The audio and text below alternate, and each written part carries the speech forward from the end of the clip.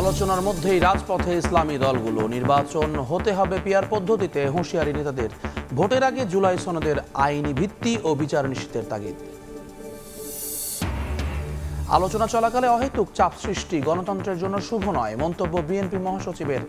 অস্থিতিশীল পরিস্থিতির জন্য রাজনৈতিকভাবে ক্ষতিপূরণের সতর্কবার্তা খসরুর। মার্কিন পণ্য আমদানি বাড়াতে দেরি হলে শুল্ক ইস্যুতে বেঁকে বসতে পারে ট্রাম্প প্রশাসন। আশঙ্কা ব্যবসায়ীদের, বাণিজ্য ঘাটতি কমাতে সরকারি ক্রয় দ্রুত শেষ করার তাগিদ। ভবনে এক নাম এবং সাইনবোর্ডে আরেক নাম। দুনিয়ার মাদ্রাসা সবগুলা কওমি। আইনুল ভাই আমাদের অজান্তে তিনি দরখাস্ত করছিলেন। 3টা পদই একাই পাই, এই সম্পর্কে আপনাদেরকে কি বলবো।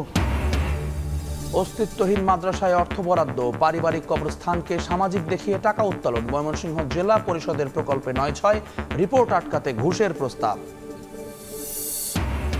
এবং কাগজে কলমে ঢাকায় ৬৪টি খাল থাকলেও অস্তিত্ব খুঁজে পাওয়াই কঠিন। দখল আর তদারকির অভাবই বড় কারণ।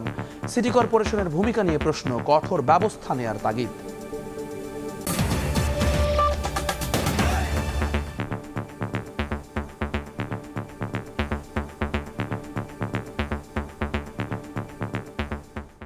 ভোরের সময় সঙ্গে আছি আমি জুম্মান সাদিক জ্যাভলিন। ঐকমত্য কমিশনের সঙ্গে আলোচনার মধ্যেই রাজপথে জামায়াত সহ ইসলামী দলগুলো। বিক্ষোভ সমাবেশে নেতাদের হুঁশিয়ারি, জাতীয় নির্বাচন হতে হবে পিআর পদ্ধতিতে। একটি মহলের চাপে সরকার লেভেল প্লেইং ফিল্ড নিশ্চিত করতে পারছে না বলে অভিযোগ তাদের। এছাড়া নির্বাচনের আগে জুলাই সনদের আইনি ভিত্তি ও গণহত্যার বিচার চান শীর্ষ নেতারা। দাবি না মানলে আরও কঠোর আন্দোলনের হুঁশিয়ারি দলগুলোর। ঐকমত্য কমিশনে আলোচনা অসমাপ্ত রেখেই রাজপথে জামায়াতসহ বেশ কয়েকটি ইসলামী দল। বৃহস্পতিবার বিকেলে সমাবেশের নির্ধারিত সময়ের আগেই বাইতুল মোকাররমের দক্ষিণ গেট কানায় কানায় পূর্ণ হয়ে যায় জামায়াত নেতাকর্মীদের ভিড়ে। জুলাই সনদের আইনি ভিত্তি ও পিআর পদ্ধতিতে নির্বাচন সহ বেশ কিছু দাবিতে দলটির এই কর্মসূচি। সমাবেশ শেষে গুলিস্তান, পল্টন সহ বিভিন্ন এলাকায় মিছিল করেন তারা। জামায়াতের সেক্রেটারি জেনারেল মিয়া গোলাম পরোয়ার বলেন, নির্বাচনের আগে জুলাই সনদের আইনি ভিত্তি না দিলে বিপর্যয়ের মুখে পড়বে দেশ। একটি পক্ষের কারণে সরকার নিরপেক্ষতা হারাচ্ছে দাবি করে পিআর পদ্ধতি নিয়ে গণভোটের দাবি করেন তিনি। দুঃখজনকভাবে কোন শক্তির কাছে, প্রভাবের কাছে মাথা নত করে সরকার এবং এই সিদ্ধান্ত গ্রহণকারী কর্তৃপক্ষ কখনো কখনো লেভেল প্লেইং ফিল্ড রক্ষা করতে পারছেন না। গণভোট দিন, পিআর পক্ষে আছে কি বিপক্ষে আছে, জনগণ যদি পিআর মানে তো আপনাদেরকেও মানতে হবে, আর জনগণ যদি বিপক্ষে যায় আমরা জামায়াত ইসলামী তা মেনে নেব। একই সময়ে বাইতুল মোকাররমের উত্তর গেটে সমাবেশ করে বাংলাদেশ খেলাফত মজলিস। দলটির মহাসচিব মাওলানা জালালউদ্দিন আহমেদ হুঁশিয়ারি দেন, জুলাই সনদ বাস্তবায়ন না হওয়া পর্যন্ত ঘরে ফিরবেন না তারা। বর্তমান গভর্নমেন্টকে বলি, অবিলম্বে জুলাই সনদের আইনি ভিত্তি আপনাদেরকেই করতে হবে এবং আগামী ফেব্রুয়ারির নির্বাচন এই জুলাই সনদের ভিত্তিতেই হতে হবে। এর আগে দুপুরে বাইতুল মোকাররমের উত্তর গেট থেকে বিক্ষোভ মিছিল করে ইসলামী আন্দোলন বাংলাদেশ। মিছিল পূর্ব সংক্ষিপ্ত সমাবেশে দলটির সিনিয়র নায়েবে আমির সৈয়দ ফয়জুল করিম বলেন, পিআর পদ্ধতিতে নির্বাচন হলে নতুন করে কেউ স্বৈরাচার হতে পারবে না। পিআর নির্বাচনের সবচেয়ে বড় ফায়দাটা কি? পেশিস তৈরি হবে না, কালো টাকা সরাসরি হবে না, পেশির শক্তি ব্যবহার করতে পারবে না, ভোট ছিনতাই হবে না, কারোর ভোট বিফলে যাবে না, পৌঁছবে না। প্রায় একই ধরনের দাবিতে প্রেস ক্লাবের সামনে এবং বিজয়নগরে সমাবেশ ও বিক্ষোভ মিছিল করে খেলাফত মজলিস, খেলাফত আন্দোলন, নেজামে ইসলাম পার্টি সহ কয়েকটি সংগঠন। আমরা চাই সুষ্ঠু, অবাধ, নিরপেক্ষ নির্বাচন। শফিক মুন্সি, সময় সংবাদ, ঢাকা।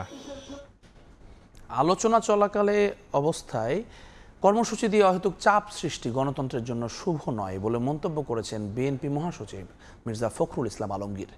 সিঙ্গাপুর থেকে দেশে ফিরে তিনি বলেন, আলোচনার মাধ্যমে সমস্যার সমাধান করতে হবে। জানান, বিএনপি পিআর পদ্ধতির পক্ষে নয়, এমনকি কোনো রাজনৈতিক দল নিষিদ্ধও চান না তারা। জুলাই সনদের অনেক বিষয়ে বিএনপি একমত, তবে বাকিগুলোর বিষয়ে পরবর্তী সংসদ সিদ্ধান্ত নেবে, জানান বিএনপি মহাসচিব।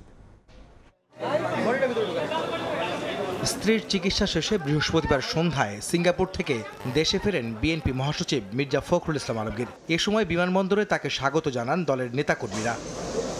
পরে সাংবাদিকদের প্রশ্নের জবাবে মির্জা ফখরুল বলেন, পিআর ও জুলাই সনদের ভিত্তিতে আগামী নির্বাচন ইস্যুতে জামাত সহ ইসলামী দলগুলোর রাজপথে আন্দোলন অহেতুক চাপ সৃষ্টি ছাড়া আর কিছুই নয়।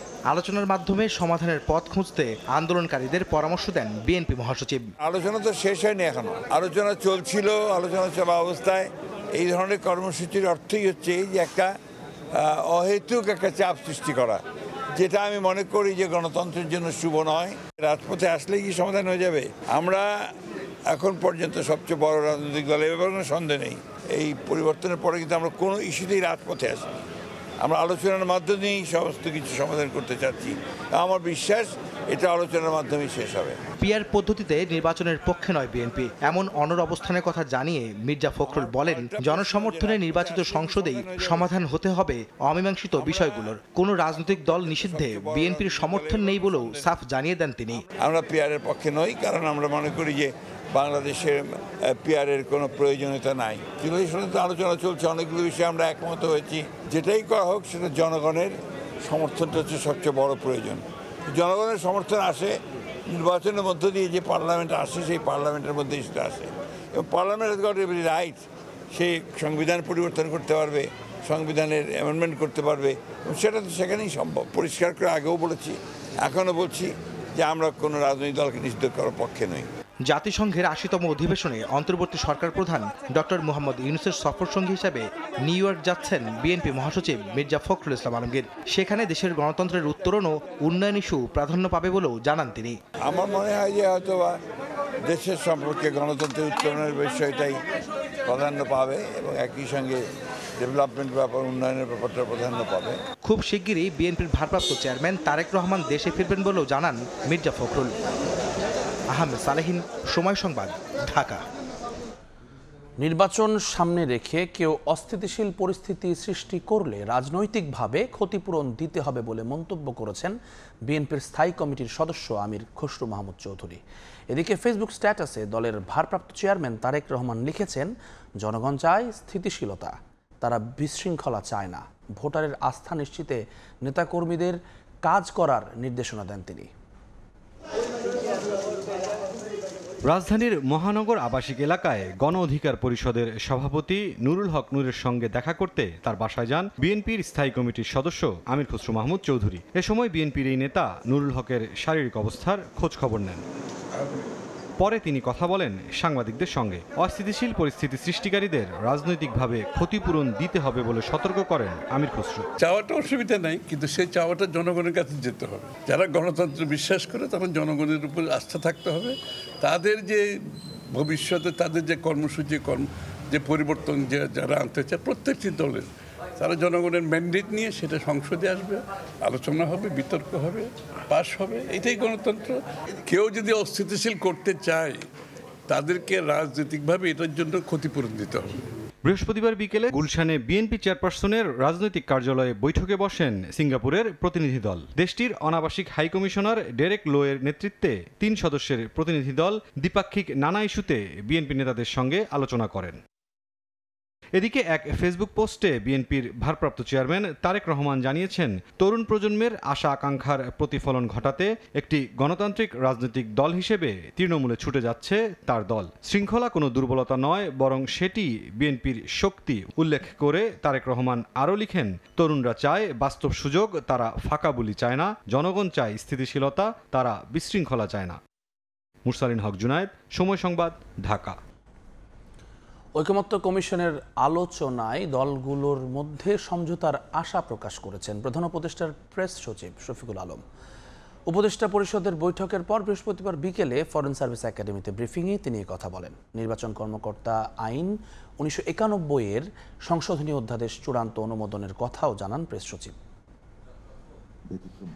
বৃহস্পতিবার সকালে রাজধানীর তেজগাঁওয়ে প্রধান উপদেষ্টার কার্যালয়ে উপদেষ্টা পরিষদের বৈঠক অনুষ্ঠিত হয়। ডক্টর মোহাম্মদ ইউনূসের নেতৃত্বে অনুষ্ঠিত ওই বৈঠকে উপস্থিত ছিলেন অন্যান্য উপদেষ্টারাও। এদিন বেশ কয়েকটি গুরুত্বপূর্ণ সিদ্ধান্ত নেওয়া হয় সেখানে।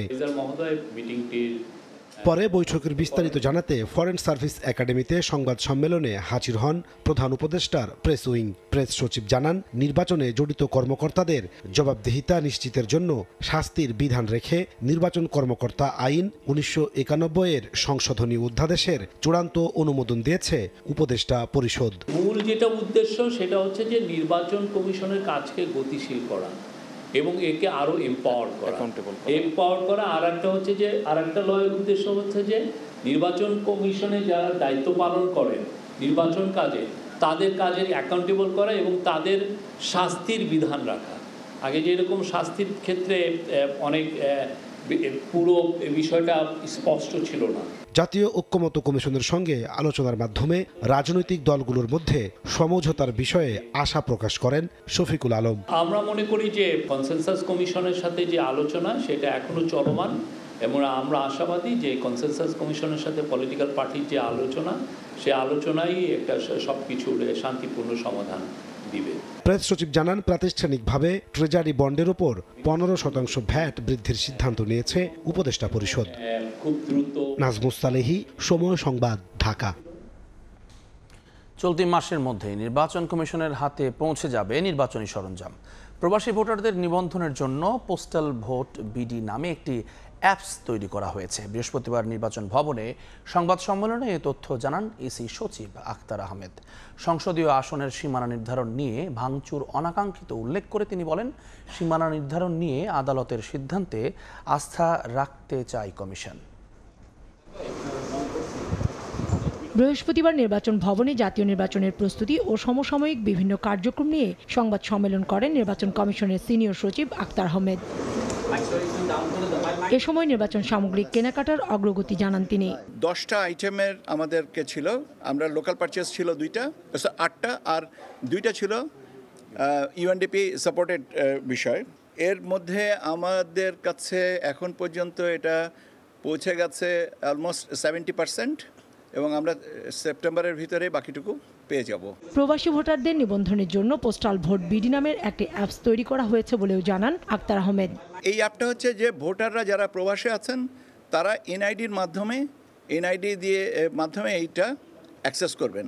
অ্যাপের নামটা হচ্ছে পোস্টাল ভোট বিডি। নিবন্ধন করেছে, কিন্তু আমি এখন দেশে আছি, আমি এখানে ভোট দেব, সেটা হবে না। সংসদীয় আসনের সীমানা নির্ধারণ নিয়ে ভাঙচুর অনাকাঙ্ক্ষিত। যে কোনো প্রেক্ষাপটেই ভাঙচুর এটা মানে একটা বলা যেতে পারে যে দিস ইজ অনাকাঙ্ক্ষিত। রিটের আওতায় আদালত সিদ্ধান্ত দেবেন, আমাদের জন্য সেটা বাইন্ডিং হবে। নতুন রাজনৈতিক দল ও দেশীয় পর্যবেক্ষক সংস্থার নিবন্ধন আগামী কমিশন সভায় চূড়ান্ত হবে বলেও জানান ইসি সচিব। কাউসার চৌধুরী কুমু, সময় সংবাদ, ঢাকা। রাকসু নির্বাচন ঘিরে প্রার্থীদের প্রচারণায় মুখর রাজশাহী বিশ্ববিদ্যালয়। ক্লাসরুম, ক্যাফেটেরিয়া, কমন রুম সহ প্রতিটি স্থানে গিয়ে শান্তিপূর্ণ ক্যাম্পাস গড়ার প্রতিশ্রুতিতে ভোট চাচ্ছেন তারা। এদিকে চাকসু নির্বাচনের মনোনয়নপত্র যাচাই বাছাই শেষে 22 সেপ্টেম্বর প্রকাশ হবে চূড়ান্ত প্রার্থী তালিকা। গানের তালে নেচে গেয়ে প্রার্থীদের প্রচারণায় মুখর রাজশাহী বিশ্ববিদ্যালয় ক্যাম্পাস। ভোটারদের মনোযোগ আকর্ষণ করতে চেষ্টার কমতি নেই রাকসুর 12 প্যানেলের প্রার্থীদের।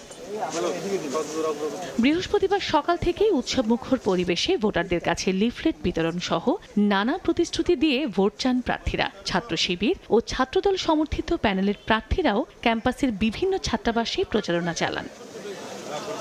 রাকসু নির্বাচন কমিশন জানিয়েছে, একাডেমিক ও জুবেরি ভবন মিলিয়ে 9টি আলাদা ভবনে 17টি কেন্দ্রে মোট 990টি বুথে হবে ভোট গ্রহণ। আচরণবিধি লঙ্ঘন করলে নেওয়া হবে কঠোর ব্যবস্থা। নিরাপত্তা নিয়ে কোনো ঝুঁকি নেই। স্বচ্ছ নির্বাচনের জন্য স্বচ্ছ ব্যালট বাক্স দরকার, আমরা সেটাও আয়োজন করেছি।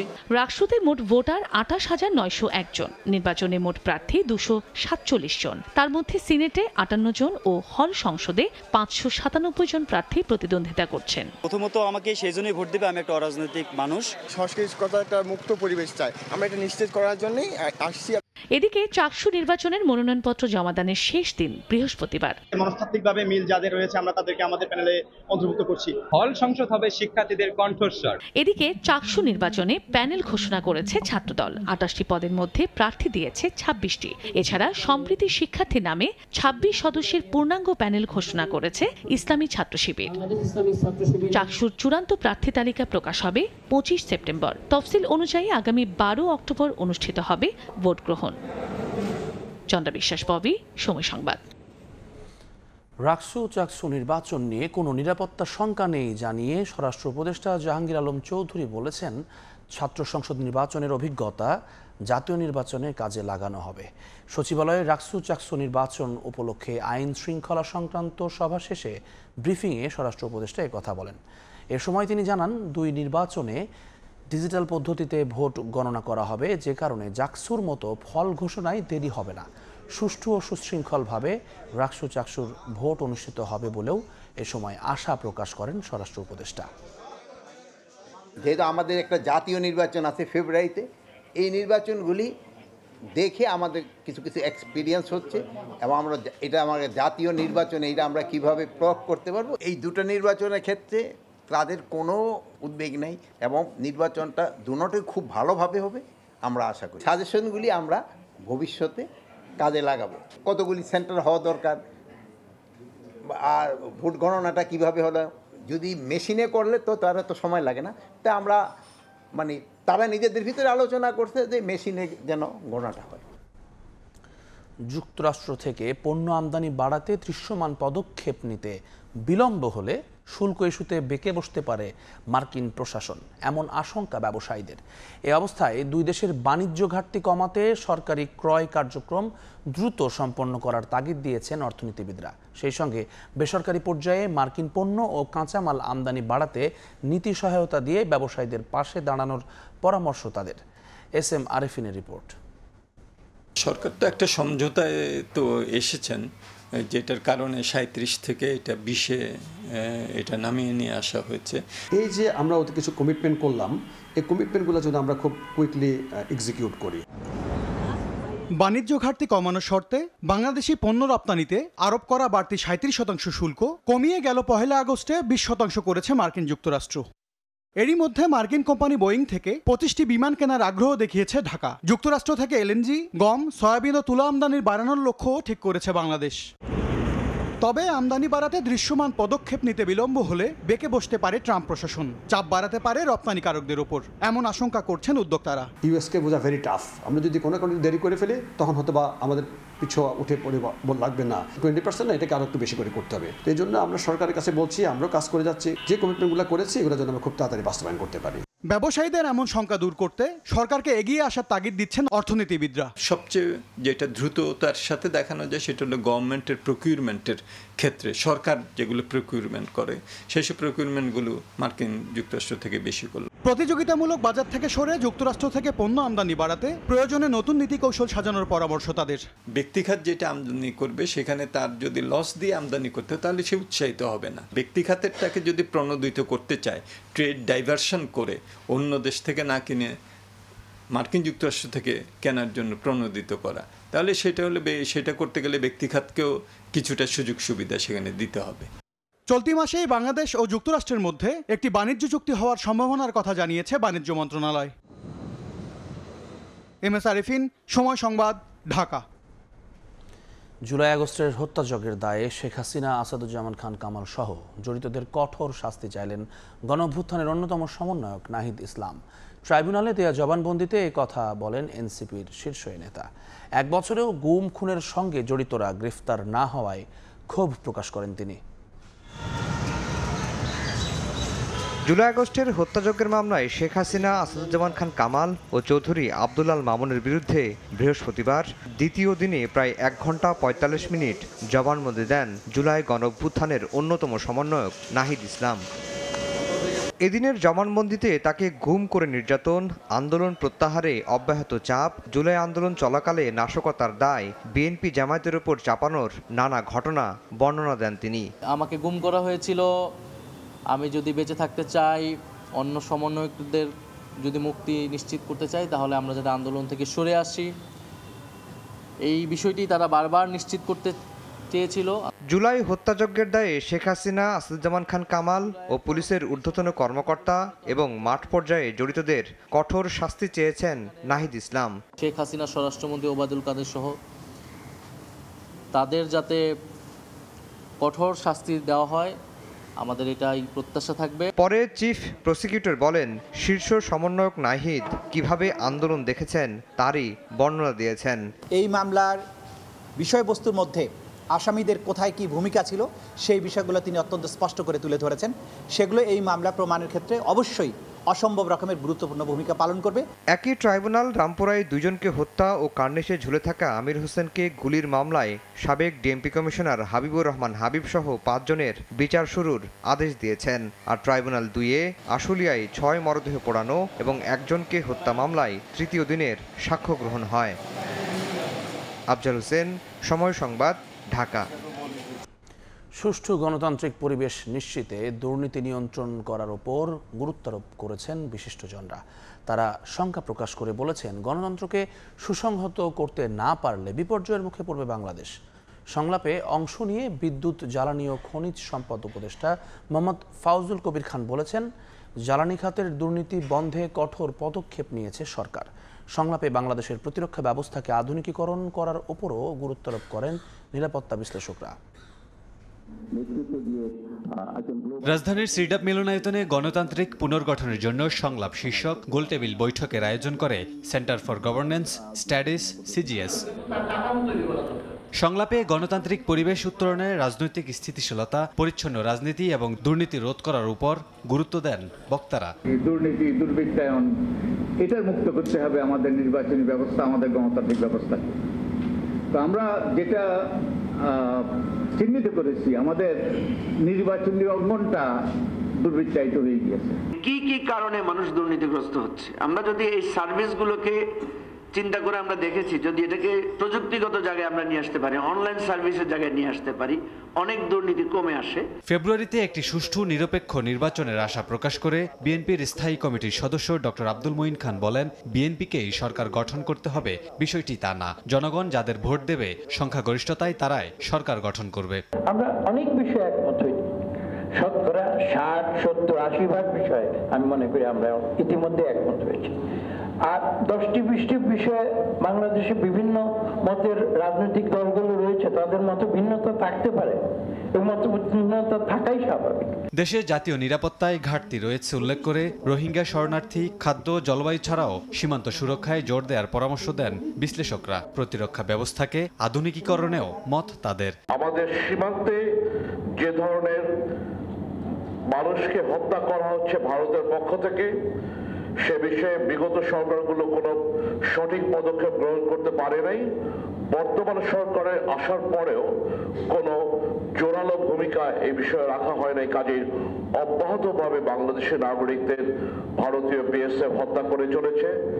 সংলাপে অংশ নিয়ে বিদ্যুৎ, জ্বালানি ও খনিজ সম্পদ উপদেষ্টা মোহাম্মদ ফাউজুল কবির খান জানান, সংকট কাটিয়ে জ্বালানি খাতের দুর্নীতি বন্ধে কঠোর পদক্ষেপ নিয়েছে সরকার। এদেশে নীতির কাজ হচ্ছে দুর্নীতি বন্ধ করা, কিন্তু এদেশে আইন করে, নীতি করে দুর্নীতি করা হচ্ছে। আগামী নির্বাচনে লেভেল প্লেইং ফিল্ড তৈরির উপরও জোর দেন আলোচকরা। তো আমরা এটা পরিষদের উদ্যোগ নিই। কামরুল হাসান, সময় সংবাদ, ঢাকা। কক্সবাজারে ব্যস্ত দিন পার করলেন ইউরোপীয় পার্লামেন্টের প্রতিনিধি দল। রোহিঙ্গা ক্যাম্প পরিদর্শনের পাশাপাশি রোহিঙ্গাদের সঙ্গে বৈঠক, বিভিন্ন কার্যক্রম পর্যবেক্ষণ ও বর্তমান পরিস্থিতি সম্পর্কে ধারণা নিয়েছেন তারা। বৃহস্পতিবার বিকেলে শরণার্থী ত্রাণ ও প্রত্যাবাসন কমিশনারের সঙ্গে বৈঠক শেষে ইউরোপে এই সংকট তুলে ধরার আশ্বাসও দেন প্রতিনিধিরা। বিশ্বের সবচেয়ে বড় আশ্রয় শিবির কক্সবাজারের উখিয়ার কুতুপালং ক্যাম্প, যেখানে ঠাঁই হয়েছে লাখ লাখ রোহিঙ্গা। বৃহস্পতিবার সকাল 8:30টায় 4 নম্বর ক্যাম্পে পৌঁছে ইউরোপীয় পার্লামেন্টের 17 সদস্যের প্রতিনিধি দল। সুরক্ষা ব্যবস্থা ও রোহিঙ্গাদের নিবন্ধন পদ্ধতি সম্পর্কে ধারণা নেয়ার পর যান বর্ধিত 4 নম্বর ক্যাম্পে। প্রতিনিধি দলটি WFP পরিচালিত খাদ্য বিতরণ কার্যক্রম ঘুরে দেখেন। এরপর রোহিঙ্গা স্বেচ্ছাসেবক ও কমিউনিটি নেতাদের সঙ্গে বৈঠক করে ক্যাম্পের সার্বিক পরিস্থিতি সম্পর্কে ধারণা নেন। দুপুরে পরিদর্শন করেন রোহিঙ্গা শিশুদের শিক্ষা কার্যক্রম ও সাংস্কৃতিক স্মৃতিকেন্দ্র। বিকেলে কক্সবাজার শহরে ফিরে শরণার্থী ত্রাণ ও প্রত্যাবাসন কমিশনার মোহাম্মদ মিজানুর রহমানের সঙ্গে ৪৫ মিনিটের বৈঠক করেন তারা। এতে রোহিঙ্গা সংকট, সহায়তার বর্তমান অবস্থা ও তহবিল ঘাটতির প্রভাব নিয়ে বিস্তারিত আলোচনা হয়। বৈঠক শেষে প্রতিনিধি দলের প্রধান গণমাধ্যমের সঙ্গে কথা না বললেও শরণার্থী ত্রাণ ও প্রত্যাবাসন কমিশনার জানান, সহায়তা অব্যাহত রাখার পাশাপাশি ইউরোপীয় পার্লামেন্টে রোহিঙ্গাদের বর্তমান পরিস্থিতি তুলে ধরার আশ্বাস মিলেছে। ইউরোপিয়ান ইউনিয়ন যেহেতু আমাদের এখানে সেকেন্ড লার্জেস্ট ডোনার, সুতরাং সে বিষয়টা তারা তাদের রোল সম্পর্কে বুঝেছে। ওনারা আশ্বস্ত করেছেন যে ওনারা ওনাদের সাপোর্ট কন্টিনিউ করবেন এবং এখান থেকে যাওয়ার পরে পার্লামেন্টে ওনারা বিষয়টা তুলে ধরবেন। প্রতিনিধি দলের নেতৃত্বে ছিলেন ইউরোপীয় পার্লামেন্টের মানবাধিকার উপকমিটির চেয়ারম্যান মনির সাতোয়ারি। সুজাউদ্দিন রুবেল, সময় সংবাদ, কক্সবাজার। অস্তিত্বহীন মাদ্রাসার নামে দেয়া হয়েছে অর্থ বরাদ্দ। পারিবারিক কবরস্থানকে সামাজিক দেখিয়েও তুলে নেওয়া হয়েছে টাকা।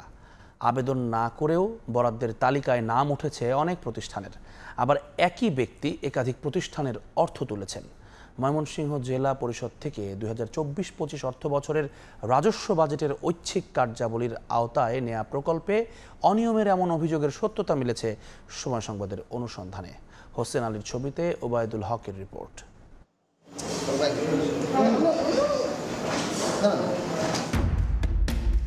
ময়মনসিংহ জেলা পরিষদে ২০২৪-২৫ অর্থ বছরে রাজস্ব বাজেটের জনস্বাস্থ্য উপখাতে ৪৭টি প্রকল্পে ৮৬,৫০,০০০ টাকা বরাদ্দ দেওয়া হয়। এর মধ্যে সদর উপজেলার ভাবখালী ইউনিয়নেই নেওয়া হয় ৩৫ লাখ টাকা ব্যয়ে ১৭টি প্রকল্প, যার বেশিরভাগ কওমি মাদ্রাসার উন্নয়ন এবং বাস্তবায়ন প্রকল্প কমিটির হাতে।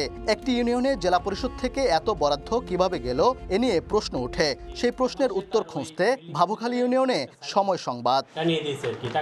বরাদ্দপত্রের ৪৫ নম্বরে থাকা জামিয়া হাজেরা মহিলা মাদ্রাসা নামে বরাদ্দ হয়েছে ২ লাখ টাকা। তবে পরিচালক জানালেন তিনি কোনো বরাদ্দের জন্য আবেদনই করেননি। জামিয়া হাজেরা মহিলা মাদ্রাসা নামে এখনো পর্যন্ত কোনো টাকা পাইনি। তার কথার সূত্র ধরে চুরখাই বাজারের পাশে একই নামে আরেকটি মাদ্রাসা খুঁজে পাওয়া যায়। মাদ্রাসার দেয়ালে রং দিয়ে জামিয়া হাজেরা কওমি মহিলা মাদ্রাসা লেখা থাকলেও ছাদের উপরে নতুন করে একটি বোর্ড সাঁটানো হয়েছে, যেখানে কওমি শব্দ বাদ দিয়ে লেখা হয়েছে। অস্তিত্বহীন মাদ্রাসায় কয়েকদিন আগে এই সাইনবোর্ড সাঁটিয়ে টাকা তুলে নেওয়া হয়। এ বিষয়ে প্রশ্ন করা হলে ক্ষিপ্ত হন মাদ্রাসাটির পরিচালক নজরুল ইসলাম। তিনি আবার বরাদ্দপত্রে থাকা ৪৪ নম্বরের জামিয়া হাজি শমসের আলী মহিলা মাদ্রাসা নামেও ২ লাখ টাকা বরাদ্দ নিয়েছেন। ভবনে এক নাম এবং সাইনবোর্ডে আরেক নাম। দুনিয়ার মাদ্রাসা সবগুলা কওমি, এটা আপনি কি আপনি জানেন না? দেখে মূর্খের মতো প্রশ্ন করছেন। এক ইউনিয়নে 2 নাম 10 নামেও হওয়া কোনো এটা কোনো আইনে বা কোনো রেজুলেশনে বা কোনো নিয়ম শৃঙ্খলার ভিতরে কোনো এটা বাধা ভিত্তিক আছে? অনুসন্ধানে এমন আরও বেশ কয়েকটি প্রতিষ্ঠান পাওয়া গেছে যাদের কেউ আবেদন না করলেও তাদের নামে বরাদ্দ হয়ে গেছে। অভিযোগ উঠেছে জালিয়াতির মাধ্যমে বরাদ্দ নেয়ার পেছনে ভূমিকা রেখেছেন স্থানীয় আইনুল হক নামে এক ব্যক্তি। তিনি নিজেই 2টি মাদ্রাসা ও একটি কবরস্থানের নামে 7 লাখ টাকা বরাদ্দ নিয়েছেন। আইনুল ভাই জানাইছে খরচ টস দিয়া আপনার 90,000 টাকা পাবেন। আইনুল ভাই আমাদের অজান্তে তিনি দরখাস্ত করছিলেন, 1/3 অংশ হয়তো আমরা পাবো না আর কি, বাকিটা আমরা পাইবো আর কি। জেলা পরিষদের ভারপ্রাপ্ত প্রধান নির্বাহী কর্মকর্তার সঙ্গে সখ্যতা গড়ে একাই ভুয়া প্রকল্প বাগিয়ে নিয়েছেন আইনুল হক। সব অভিযোগ অস্বীকার করলেও সময় সংবাদের প্রতিবেদককে ম্যানেজ করতে অনৈতিকভাবে সুবিধা দেওয়ার চেষ্টা করেন আইনুল হক। 3টা বরাদ্দই একাই পাই, এই সম্পর্কে আপনাদেরকে কি বলবো, এটা আল্লাহর রহমত ছাড়া আর কিছু না। অনিয়ম নজরে আনলে খতিয়ে দেখার কথা বললেও কারো যোগসাজশে বরাদ্দ দেওয়ার ব্যাপারটি অস্বীকার করেছেন জেলা পরিষদের প্রধান নির্বাহী কর্মকর্তা। তবে তদন্ত করে ব্যবস্থা নেওয়ার আশ্বাস জেলা পরিষদ প্রশাসকের। এটার সাথে তো আমি সিইও হিসেবে একাই না, এটার সাথে তো প্রশাসক আছে। তখন দেখা যায় যে এর বেশিরভাগই ডিস্ট্রিবিউশন হয় প্রশাসক কর্তৃক। সংশ্লিষ্ট যারা সহকারী প্রকৌশলী বা অফিস সহকারী, আমিও যদি মনে করি যে আমি জ্ঞাতসারে এটার সাথে জড়িত, আমারও অবশ্যই পানিশমেন্ট হওয়া উচিত। এরই মধ্যে বরাদ্দের টাকা আত্মসাতের অভিযোগ এনে জেলা পরিষদের প্রশাসক বরাবর অভিযোগ করেছে একাধিক প্রতিষ্ঠান। মাদ্রাসার নামে বরাদ্দের এমন নয়ছয়কে অত্যন্ত নিন্দনীয় বলছেন সচেতন নাগরিকরা। তাদের চাওয়া এমন অনিয়মের পেছনে যারাই জড়িত তাদেরকে যেন আনা হয় দৃষ্টান্তমূলক শাস্তির আওতায়। ওবায়দুল হক, সময় সংবাদ, ময়মনসিংহ।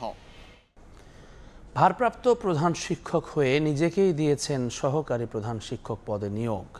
তারপর 6 বছর নিয়েছেন 2 পদের বেতন ভাতা। চাঞ্চল্যকর ঘটনা কিশোরগঞ্জের বালিয়া উচ্চ বিদ্যালয়ে। প্রাথমিকভাবে অভিযোগের সত্যতা নিশ্চিত করেছেন বর্তমান প্রধান শিক্ষক ও পরিচালনা কমিটির সভাপতি। তদন্ত শুরু করেছে জেলা শিক্ষা অফিসও। প্রতিবেদন পেলেই ব্যবস্থা নেয়ার কথা জানিয়েছে কর্তৃপক্ষ। নূর মোহাম্মদের পাঠানো তথ্য ও ছবি নিয়ে রিপোর্ট। ছিলেন জুনিয়র শিক্ষক, কিন্তু প্রধান শিক্ষকের অবর্তমানে সিনিয়র শিক্ষকদের ডিঙিয়ে হয়ে যান বিদ্যালয়ের ভারপ্রাপ্ত প্রধান শিক্ষক। আর সে পদে থেকেই নিজেকে নিয়োগ দেন সহকারী প্রধান শিক্ষক হিসেবে।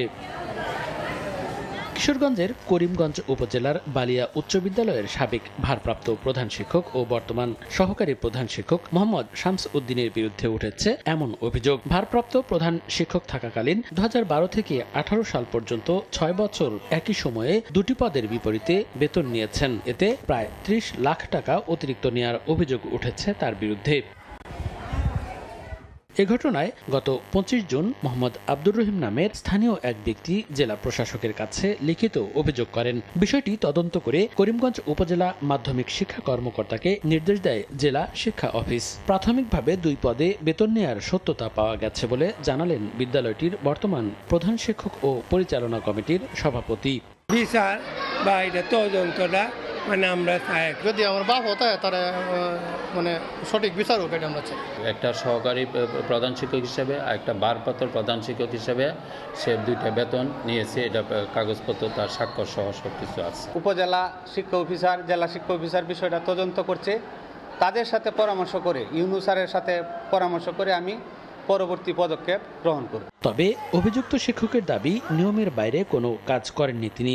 আমি দায়িত্ব পালনকালীন অর্থনৈতিক বা একাডেমিক কোনো কাজেই নিয়মের বাইরে আমি কোনো কাজ করি নাই। আর তদন্ত প্রতিবেদন অনুযায়ী ব্যবস্থা নেওয়ার কথা জানান জেলা শিক্ষা কর্মকর্তা। সাবেক ভারপ্রাপ্ত প্রধান শিক্ষকের তদন্তটার দায়িত্ব দেওয়া হয়েছে উপজেলা মাধ্যমিক শিক্ষা অফিসার করিমগঞ্জকে। আমরা বলেছি অ্যাজ আর্লি অ্যাজ পসিবল রিপোর্টটা দেওয়ার জন্য। ওইটারও রিপোর্ট আসলে তখন আমরা ব্যবস্থা নিতে পারবো। 1969 সালে প্রতিষ্ঠিত বালিয়া উচ্চ বিদ্যালয়ে 11 জন শিক্ষক ও 635 জন শিক্ষার্থী রয়েছে। সময় সংবাদ, কিশোরগঞ্জ। কোথাও খসে পড়ছে পলেস্তারা, কোথাও ফাটল ধরে বেরিয়ে গেছে রড। এমন ভবনে বছরের পর বছর জীবনের ঝুঁকি নিয়ে শ্রেণীকক্ষে পাঠদান করছে কোমলমতি শিক্ষার্থীরা। মাদারীপুরে 61টি সরকারি প্রাথমিক বিদ্যালয় ঝুঁকিপূর্ণ, অথচ বারবার নতুন ভবনের আকুতি জানালেও মিলছে না কোনো সুরাহা। সঞ্জয় কর্মকার অভিজিতের রিপোর্ট, ছবি তুলেছেন শাহাদত আকন। টিনের চালা চুইয়ে পড়ছে বৃষ্টির পানি, শ্রেণীকক্ষেও পানি জমে গেছে, পাঠদান ব্যাহত। দীর্ঘদিনেও সমাধান না হওয়ায় ক্ষুব্ধ শিক্ষক, শিক্ষার্থী ও অভিভাবকরা। 1973 সালে এমপিওভুক্ত হয় মাদারীপুরের কালকিনি উপজেলার দক্ষিণ কৃষ্ণনগর সরকারি প্রাথমিক বিদ্যালয়। এরপর সেখানে 1993 সালে একটি টিনশেড ঘর নির্মাণ করা হয়। বর্তমানে জরাজীর্ণ আর ঝুঁকিপূর্ণ পুরো টিনশেড ঘর। চরম আতঙ্কে শিক্ষার্থীরা। 120 জন শিক্ষার্থী আর 7 জন শিক্ষকের জন্য পাশে আলাদা 2009 সালে দোতলা একটি ভবন নির্মাণ করা হলেও সেটিরও করুণ দশা। এদিকে সদর উপজেলার কোলচরি নিজগ্রাম এলাকার ক খ গ সরকারি প্রাথমিক বিদ্যালয়ে জীবনের ঝুঁকি নিয়ে শ্রেণীকক্ষে পাঠদানে অংশ নিচ্ছে শিক্ষার্থীরা। কখনো ভবন থেকে খসে পড়ছে পলেস্তারা। একই অবস্থা জেলার 61টি সরকারি প্রাথমিক বিদ্যালয়ের। প্রতিটা কলম ফাটল ধরেছে এবং অনেক কলমের রড বের হয়ে গেছে। এখন এই অবস্থায় এই বিল্ডিংটা ঝুঁকিপূর্ণ আছে। বৃষ্টি নামলে আমাদের টিনের চালার যে ভবন, এই ভবনটা হলো এত পরিমাণ বৃষ্টি পড়ে যে স্টুডেন্টের বই খাতা সব ভিজে যায়। ছাদের যে বালু কণা সেগুলা ভেঙে ভেঙে পড়ে। চাল ফুটো থাকার কারণে বৃষ্টির সময় আমাদের বই খাতা ভিজে যায় এবং ঝড়ের সময় আমরা আতঙ্কে থাকি। এর কারণে আমাদের একটি নতুন ভবন চাই। জেলা প্রাথমিক শিক্ষা কর্মকর্তা জানান, ঝুঁকিপূর্ণ এসব ভবনের নামের তালিকা করে অধিদপ্তরে পাঠানো হয়েছে। যে সমস্ত বিদ্যালয় ঝুঁকিপূর্ণ রয়েছে সে সমস্ত বিদ্যালয়গুলোর তালিকা সংগ্রহ করে আমরা পরবর্তী যেই অবকাঠামো নির্মাণের যে প্রকল্পগুলো হবে সেগুলোতে অন্তর্ভুক্ত করার জন্য আমরা ব্যবস্থা নিচ্ছি। মাদারীপুরের 5টি উপজেলায় 719টি সরকারি প্রাথমিক বিদ্যালয়ে 1,28,495 জন শিক্ষার্থীর বিপরীতে শিক্ষকের সংখ্যা 4,058 জন। এর মধ্যে 61টি সরকারি প্রাথমিক বিদ্যালয় কয়েক বছর ধরে ঝুঁকিপূর্ণ ও পরিত্যক্ত ঘোষণা করে প্রশাসন। ভেঙে গেছে দরজা জানালা, ঝোড়ো বাতাসে প্রতি মুহূর্তেই বাড়ে আতঙ্ক। এতে কমছে শিক্ষার্থীর সংখ্যাও। এখনই কার্যকর ব্যবস্থা না নিলে পাঠদান হতে পারে চরম ব্যাহত। সঞ্জয় কর্মকার, অভিজিৎ, সময় সংবাদ, মাদারীপুর। জলাশয়ের নগরী ঢাকা এখন কংক্রিটের জঞ্জাল। অবৈধ দখলদারদের দৌরাত্ম্য আর রক্ষণাবেক্ষণের অভাবে হারিয়ে গেছে অনেক খাল। দিনের পর দিন লড়াই করে যেগুলো টিকে আছে সেগুলো এখন অস্তিত্ব সংকটে। বিশেষজ্ঞরা বলছেন, খাল উদ্ধারে সিটি কর্পোরেশনের যে অল্প কিছু কাজ তা লোক দেখানো। দখলদারদের বিরুদ্ধে আইনের প্রয়োগ আর যথাযথ উদ্যোগ ছাড়া বাঁচিয়ে রাখা সম্ভব না বাকি খালগুলো। মঞ্জুর রহমানের ছবিতে বিস্তারিত জানাচ্ছেন ওয়ালিউল সাকিব। গেল 23 এপ্রিল মোহাম্মদপুরের হাইক্কার খালে অবৈধ স্থাপনা উচ্ছেদে অভিযান চালায় ঢাকা উত্তর সিটি কর্পোরেশন। ওই সময় একটি দোতলা ভবন পুরোপুরি, একটি ভবনের আংশিক ও বেশ কয়েকটি টিনের ঘর ভেঙে দেওয়া হয়। তবে অভিযানের প্রায় 6 মাস পরেও শুরু হয়নি খননের কাজ। এখনও সেভাবেই পড়ে আছে খালের ভরাটকৃত মাটি। ঢাকা দক্ষিণের ধলাই খাল কেবল নামেই রয়ে গেছে। ব্যস্ত সড়ক, দুই পারের দোকানপাট আর বাড়িঘর দেখে বোঝার উপায় নেই 3 দশক আগেও এখানে চলেছে নৌকা। ঐতিহ্যবাহী এই খালটির অবশিষ্ট এখন সিএমবি বক্স কালভার্ট। দেখছি যে বেকুদিয়া ভাঙতেছে, ম্যাজিস্ট্রেট আসছিল, সিটি কর্পোরেশন অনেক লোক আসছিল, খাল উদ্ধার হয়নি, ভেঙে গেছে আর কি। আমি 2 বছর আগে নৌকাতে পার করছি, 5 বছর আগে, এখন তো আরো পারাবার নাই। দক্ষিণের আরেক খাল জিরানি টিকে আছে ঠিকই, তবে প্রায় নিষ্প্রাণ হয়ে। কোথাও কোথাও প্রবাহ থাকলেও আবর্জনার চাপে বেশিরভাগ জায়গাতেই পানি আবদ্ধ। নামমাত্র ময়লা পরিষ্কার হয়, কিছু পলিথিন পরিষ্কার হয়, কিন্তু পানির যে প্রবাহ ঠিক করা, এগুলি কোনো কিছুই ঠিক করা হয় না। উত্তর সিটির আগারগাঁওয়ে যে খালটি কোনো মতে টিকে আছে সেটির অবস্থাও বেহাল। স্থানীয়দের কাছে বিএনপি বাজার খাল নামে পরিচিত এই খালটি মূলত কল্যাণপুর খালেরই অংশ। কল্যাণপুরের দিকে কিছুটা প্রশস্ত থাকলেও তা সংকুচিত হয়ে অর্ধেকে নেমেছে পলি জমে। যেভাবে ভরাট হচ্ছে খাল, তার তুলনায় উদ্ধার আর রক্ষণাবেক্ষণ একেবারেই অপ্রতুল। এভাবে চলতে থাকলে অচিরেই হয়তো ঢাকা পরিণত হবে খালশূন্য নগরে। বসবাসের অযোগ্য এই নগরী আর কতটা অযোগ্য হলে টনক নড়বে সংশ্লিষ্টদের, তার উত্তর নেই কারো কাছেই। River and delta research centre RDRCর 23 থেকে 24 সালের তথ্য অনুযায়ী ঢাকায় খাল আছে মোট 64টি। তাদের হিসেবে সাম্প্রতিক সময়ে দখল ও রক্ষণাবেক্ষণের অভাবে ঢাকার জলাশয়ের অন্তত প্রায় 120 কিলোমিটার জলপথ হারিয়ে গেছে। 2 সিটি কর্পোরেশনের হিসেবে ঢাকায় খাল আছে 46টি, তবে বাস্তবে এর বেশিরভাগের অস্তিত্ব খুঁজে পাওয়াই কঠিন হয়ে দাঁড়িয়েছে।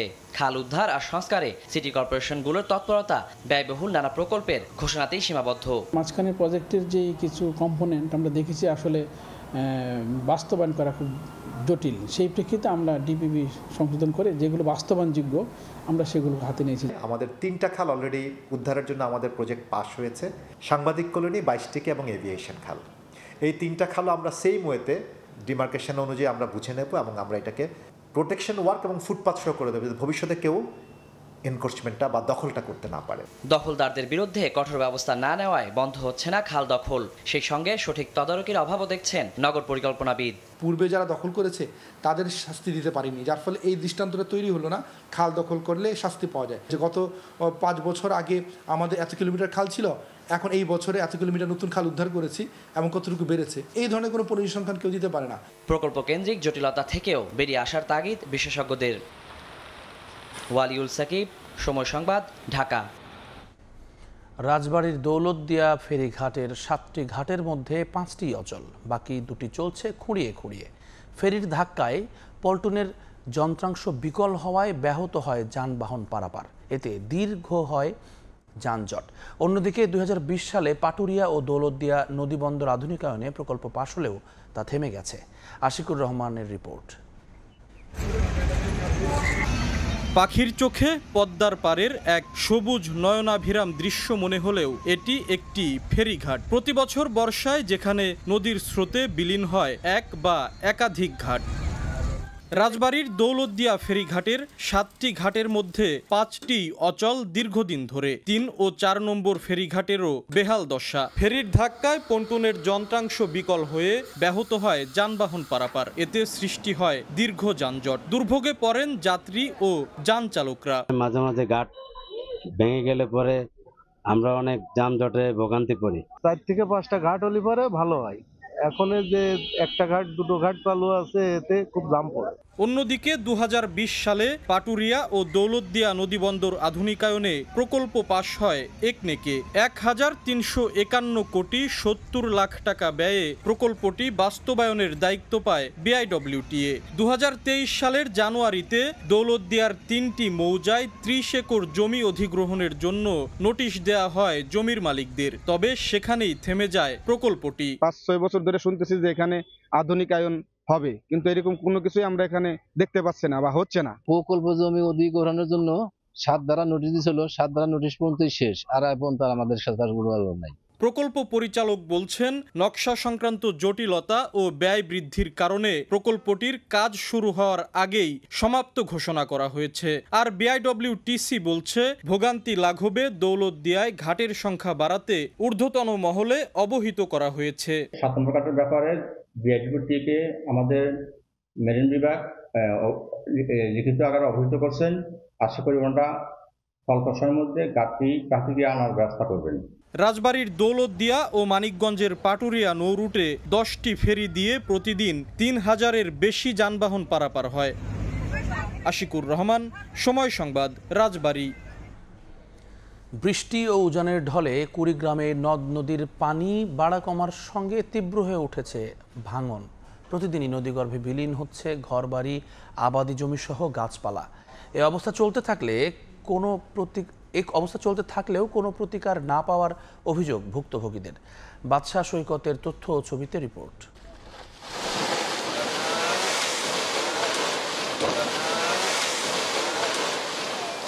চোখের পলকে বিলীন একের পর এক ভিটেমাটি, ঘরবাড়ি সহ শেষ সম্বল সরিয়ে নিচ্ছেন নদী পাড়ের অসহায় বাসিন্দারা।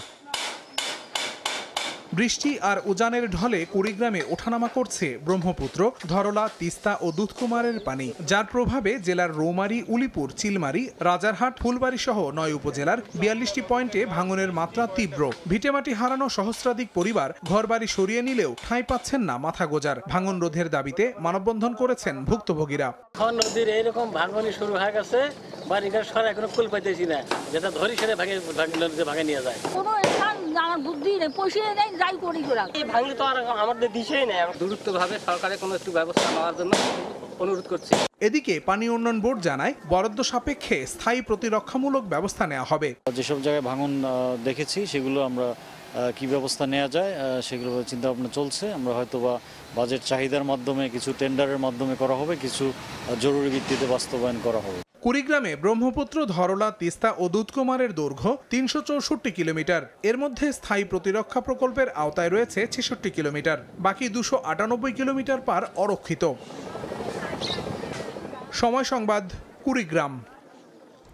বরিশালের বাকেরগঞ্জে কারখানা নদীর ভাঙন ঠেকানোর দাবিতে মানববন্ধন করেছেন স্থানীয়রা। বৃহস্পতিবার দুপুরে নদী তীরে এই কর্মসূচিতে অংশ নেন তারা। বক্তারা বলেন, প্রতি বছর ভাঙনে নদীর তীরবর্তী দুর্গাপাশা ইউনিয়নের জিরাইল পাটকাঠি গ্রামে বিলীন হচ্ছে ভিটেমাটি ও ফসলি জমি। নদীগর্ভে চলে যাচ্ছে কবরস্থানের জমিও। বর্ষায় আরও তীব্র হয় ভাঙন। এতে বিলীন হয়ে যাচ্ছে বরিশালের সঙ্গে পটুয়াখালীর বাউফলের সংযোগ সড়কটিও। জলাবদ্ধতার কবলে মুক্তারপুর থেকে মুন্সিগঞ্জ জেলা শহরে প্রবেশের প্রধান সড়ক। বছরের বেশিরভাগ সময় সড়কটি ডুবে থাকায় চরম ভোগান্তিতে স্থানীয়রা। সমস্যা সমাধানের আশ্বাস এলজিইডির। নাসির উদ্দিন উজ্জ্বলের রিপোর্ট, ছবি তুলেছেন আবু সাইদ। পানিতে তলিয়ে আছে সড়ক, দেখে বোঝার উপায় নেই এটি সড়ক না খাল। মুন্সিগঞ্জ শহরের প্রবেশদ্বার মুক্তারপুর জোরপুকুর পাড় থেকে কন্দাল ফসল গবেষণা উপকেন্দ্র সড়কের এই চিত্র। জেলা শহরের সঙ্গে পশ্চিমাঞ্চলের টঙ্গীবাড়ি, লৌহজং, শ্রীনগর, সিরাজদিখান এবং সদর উপজেলা সহ বিভিন্ন অঞ্চলের মানুষের যাতায়াত এ পথে। বছরের বেশিরভাগ সময় সড়কটি ডুবে থাকায় চরম ভোগান্তিতে স্থানীয়রা। বছরে দেখা গেছে 7 থেকে 8 মাস এই একভাবেই চলে। একদিন বৃষ্টি হইলে সোজা কথা আপনার 12-13 দিন এরকম থাকে। পানি গাজির লেগে চলাফিরি করতে পারি না, গাড়ি ঘোড়া চালাইতে পারে না, কি কেমবে খাম। বৃষ্টির ভিতরে পানি জমা থাকে, বাচ্চাদের মশা হয়, অনেক সমস্যা হইতেছে, রাস্তার ভিতরে অ্যাক্সিডেন্ট হইতেছে। স্কুলে যেতে পারি না, সকালে গাড়ি পাই না, তারপরে স্কুলে জুতা সব ভিজা যায়, স্কুল ঢুকতে দেয় না জুতা না পরে গেলে। তবে সমস্যার সমাধানের চেষ্টা চলছে বলে জানায় এলজিইডি। দুই পাশে সারি সারি দোকান হয়ে আছে, এক দোকান থেকে আরেক দোকানের কোনো লাগানো পানি নিষ্কাশনের তো একটা জায়গা থাকতে হবে। ওনারা তো আসলে ওই রকম কোনো জায়গা আমাদের আসলে দিচ্ছে না, বা এমন কোনো জায়গা নদী বা খাল পর্যন্ত যে আমরা একটা ড্রেন করে দেব সেই জায়গাও নাই। এই হলো আমাদের আসলে এই কারণে আসলে ওইখানে আমাদের জলাবদ্ধতা হচ্ছে। 2012 সালে সড়কটি আরসিসি ঢালাই করে নতুনভাবে নির্মাণ করে স্থানীয় সরকার প্রকৌশল অধিদপ্তর। মুক্তারপুর থেকে জেলা শহরে প্রবেশের 2 কিলোমিটার দীর্ঘ এই রাস্তার অন্তত 300 মিটার জুড়ে এরকম স্থায়ী জলাবদ্ধতার রূপ ধারণ করেছে। এতে বিড়ম্বনায় পড়েছে হাজারো মানুষ। মুন্সিগঞ্জের পঞ্চসার থেকে নাসির উদ্দিন উজ্জ্বল, সময় সংবাদ। সংস্কার না হওয়ায় চলাচল অনুপযোগী হয়ে পড়েছে টাঙ্গাইল সদর উপজেলার কুইজবাড়ি মোড় থেকে পটল বাজার পর্যন্ত প্রায় 3 কিলোমিটার সড়ক। শুষ্ক মৌসুমে ধুলা এবং বর্ষা মৌসুমে জলাবদ্ধতা ও কাদার ভোগান্তি আরও বাড়ে। আগামী 2 মাসের মধ্যে সংস্কার কাজ শুরুর আশ্বাস এলজিইডির। কাদির তালুকদারের পাঠানো তথ্য ও রাশেদ খানের ছবি নিয়ে রিপোর্ট।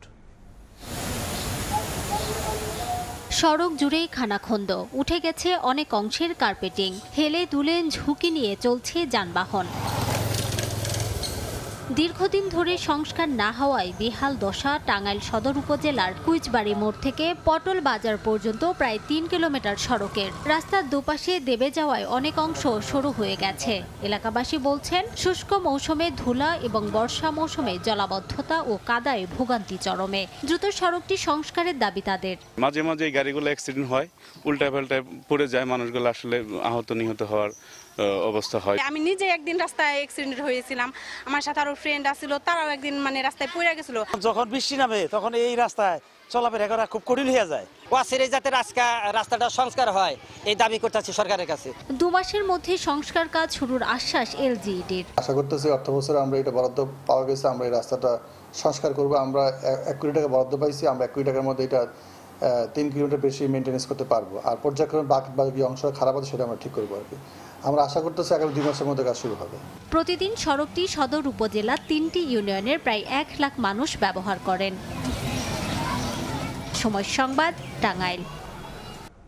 শারদীয় দুর্গাপূজাকে ঘিরে প্রতিমা তৈরিতে ব্যস্ত কারিগররা। অবকাঠামো শেষে চলছে রঙের কাজ। তুলির আঁচড়ে দেবদেবীর রূপ দেয়া হচ্ছে প্রতিমাকে। শান্তিপূর্ণভাবে পূজা উদযাপনে মণ্ডপগুলোতে নিরাপত্তা জোরদার করছে আইন শৃঙ্খলা রক্ষাকারী বাহিনী। টাঙ্গাইল থেকে কাদির তালুকদার ও ফরিদপুর থেকে শিকদার সজলের পাঠানো তথ্য ও ছবি নিয়ে রিপোর্ট।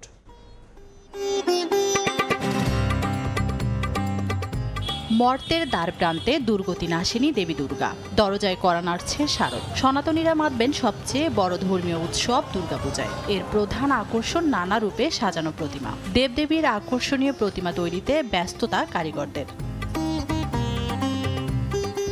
টাঙ্গাইল ও ফরিদপুরের মণ্ডপগুলোতে বেশিরভাগ প্রতিমার অবকাঠামো প্রস্তুত।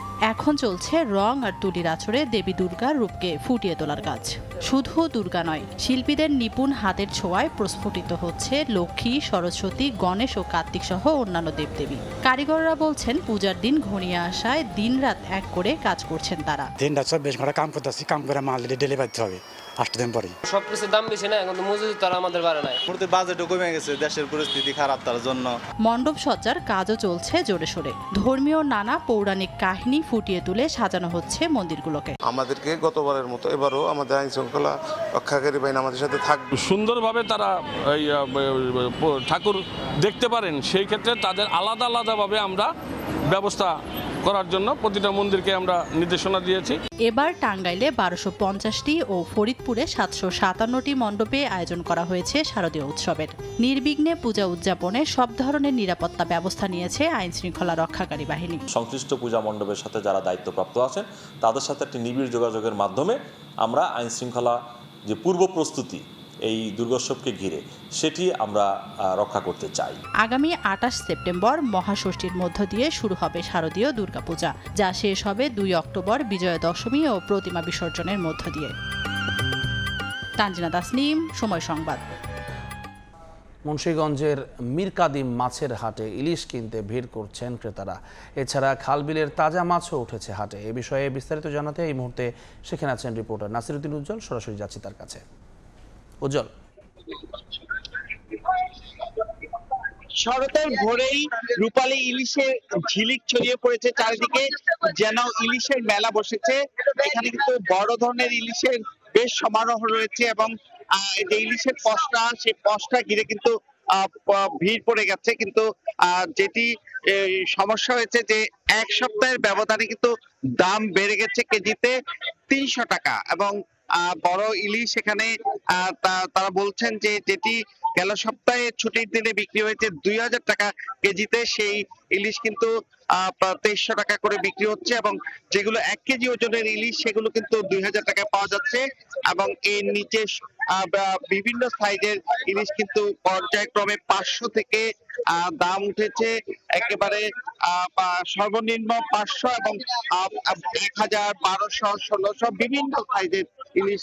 আপনারা দেখছেন যে ইলিশ ঘিরে কিভাবে ক্রেতারা এখানে কিন্তু পাইকারি হাটটাকে যে বিক্রি হচ্ছে তার বাইরেও কিন্তু অনেক শৌখিন ক্রেতা এসছেন ইলিশের স্বাদ নিতে এবং ইলিশের যে পসরা সাজানো হয়েছে সেই পসরা ঘিরে কিন্তু দরদাম চলছে এবং পুরো হাট জুড়ে কিন্তু লোকে লোকারণ্য এবং এখানকার যারা আড়তদার রয়েছেন এবং জেলেরা রয়েছেন তারা বলছেন যে ইলিশের প্রচুর চাহিদা বেড়েছে কিন্তু সেই অনুযায়ী আজকে সরবরাহ হয়নি এবং এখানে কিন্তু যে বিশেষ করে নদীর মাছ পদ্মা ইলিশ কিন্তু পাওয়া যাচ্ছে না, কারণ এখানে নানা কারণে প্রাকৃতিক সমস্যার পাশাপাশি বিভিন্ন জাল ব্যবহার করার কারণে নদীতে বালু কাটবার কারণে কিন্তু সমুদ্র থেকে যে উপকূলীয় অঞ্চলের থেকে যে ইলিশ পদ্মায় প্রবেশ করে বা মেঘনায় প্রবেশ করে সেই ক্ষেত্রে কিন্তু বাধা তৈরি হচ্ছে এবং সে কারণে কিন্তু যে মা ইলিশ রক্ষা অভিযান যে শুরু হবে যেটি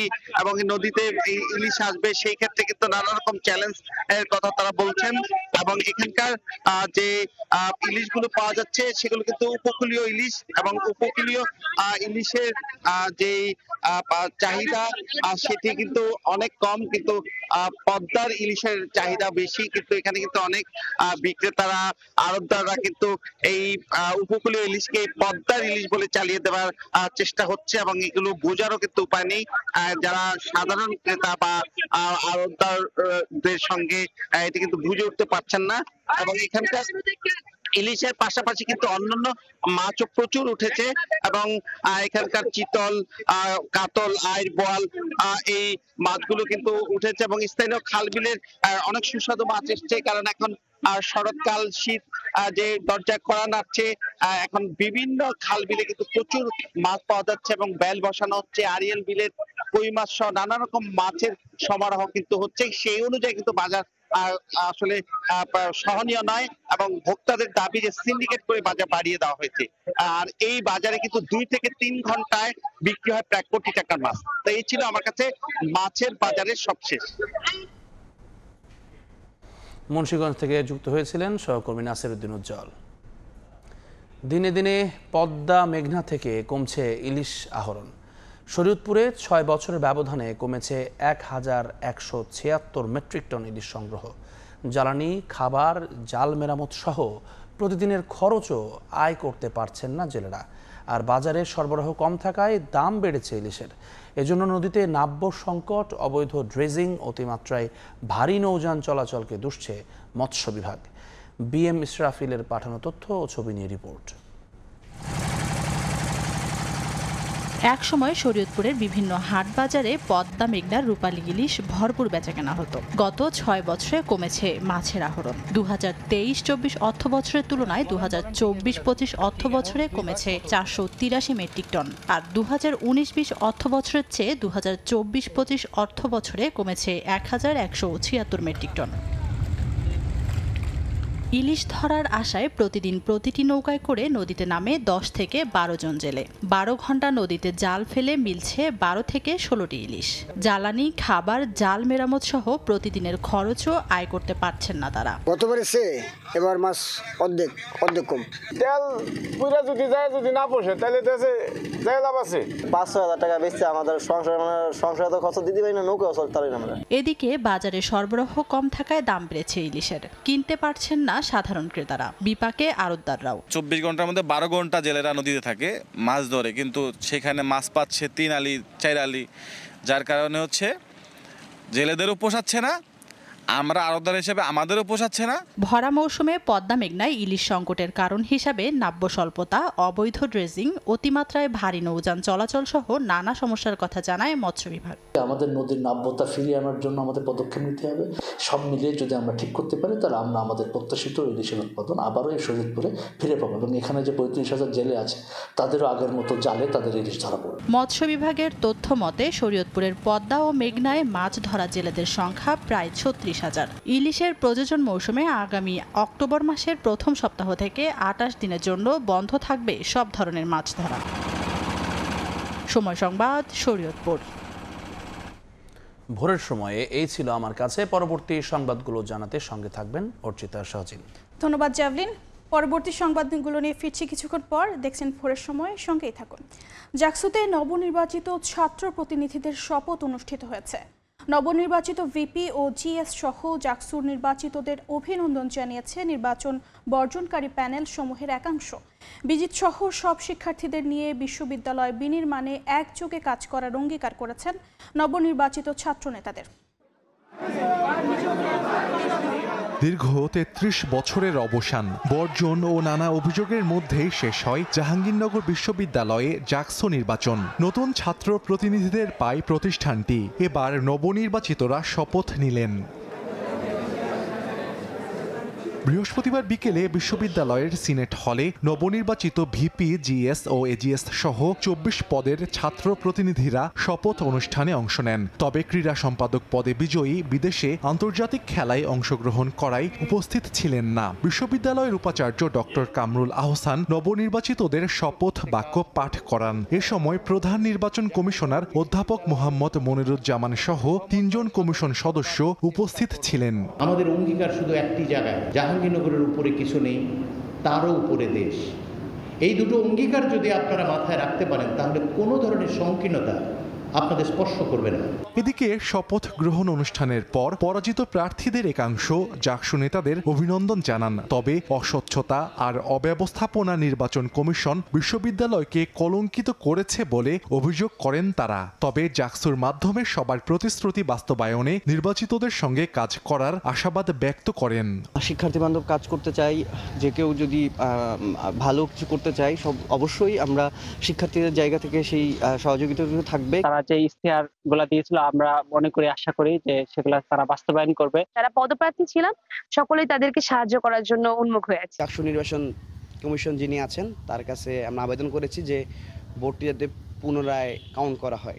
জয় পরাজয় ভুলে শিক্ষার্থীদের কল্যাণে একসঙ্গে কাজ করার আহ্বান জানান নবনির্বাচিত ভিপি ও জিএস সহ জাকসু নেতারা। শিক্ষার্থীদের কল্যাণে যেটা সবচেয়ে ভালো হবে সেটাই আমরা গ্রহণ করব। সর্বপ্রথম যে কাজটা আমার করার ইচ্ছা সেটা হচ্ছে সাইবার বুলিং এর একটা সেল তৈরি করা। প্রত্যেকটি ফ্যাকাল্টিতে সেন্টার ভেন্ডিং মেশিন প্রতিস্থাপনের ইচ্ছা আছে। কেন্দ্রীয় মসজিদে নারীদের জন্য নামাজের পৃথক জায়গা এবং আলাদা ওয়াশরুম এবং ওযুখানা করার ইচ্ছা আছে। আমাদের নিজেদের সর্বোচ্চ পরিশ্রম করে যাব। আমরা আমাদের সর্বোচ্চ আন্তরিকতা দিয়ে শিক্ষার্থীদের অধিকার আদায়ের ক্ষেত্রে তাদের পাশে দাঁড়াবো। দলমতের বাইরে গিয়ে সবার সাথে আলোচনার মাধ্যমে আমি একটি সুন্দর জাহাঙ্গীরনগর বিশ্ববিদ্যালয় গড়ে তোলার জন্য সর্বোচ্চ চেষ্টা চালিয়ে যাব। সাধারণ শিক্ষার্থীরা জানান জাহাঙ্গীরনগর বিশ্ববিদ্যালয় জাকসু ফিরে পাওয়ার মধ্য দিয়ে ক্যাম্পাসে অধিকার বাস্তবায়নের সুযোগ সৃষ্টি হয়েছে। ইচ্ছা আকাঙ্ক্ষা দেন হচ্ছে এগুলো যেন ফিল আপে কাজ করে, যেন তাদের যারা জিততে না পেরেছে তাদের সাথে এবং যারা জিততে পেরেছে তাদের মাঝখানে যেন কোনো দ্বন্দ্ব না থাকে। গত 11 সেপ্টেম্বর অনুষ্ঠিত হয় জাকসু নির্বাচন। নানা জল্পনার পর 2 দিন পর ফলাফল ঘোষণা করা হয়। এতে ভিপি সহ 3টি পদে স্বতন্ত্র, 2টি পদে বৈষম্য বিরোধী সমন্বিত শিক্ষার্থী সংসদ এবং জিএস এজিএস সহ 20টি পদে শিবির সমর্থিত প্যানেলের প্রার্থীরা জয় লাভ করেন। সময় সংবাদ, সাভার। মাদক ও অস্ত্র উদ্ধার সহ অন্যান্য অভিযানে র্যাব প্রশংসনীয় ভূমিকা রাখছেন বলে মন্তব্য করেছেন স্বরাষ্ট্র উপদেষ্টা জাহাঙ্গীর আলম চৌধুরী। বৃহস্পতিবার বিকেলে জাতীয় নির্বাচন সামনে রেখে আয়োজিত র্যাবের সঙ্গে দিক নির্দেশনামূলক বৈঠক শেষে এ মন্তব্য করেন তিনি। এ সময় আসন্ন দুর্গাপূজা কেন্দ্র করে র্যাবকে নিরাপত্তা জোরদার করার নির্দেশনা দেওয়া হয়েছে বলেও জানান স্বরাষ্ট্র উপদেষ্টা।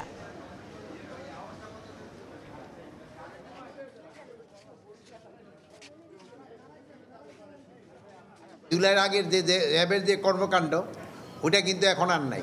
মাদক উদ্ধারের ক্ষেত্রে, মাদক দ্রব্যের ক্ষেত্রে, তারপরে তোমার হাতিয়ারের উদ্ধারের ক্ষেত্রে এবং অন্যান্য এই দুষ্কৃতিকারীদের তাদের যে বিভিন্ন অভিযানগুলি, এটা কিন্তু খুবই প্রশংসার দাবিদার। পূজা তো শুরু হয় নাই, 5 দিন তো এটা মানে প্রিপারেশনের সময় কিন্তু এটাই police, RAB, BGB specially border এলাকায় তারাও ভিজিলেন্স থাকার জন্য বলা হয়েছে।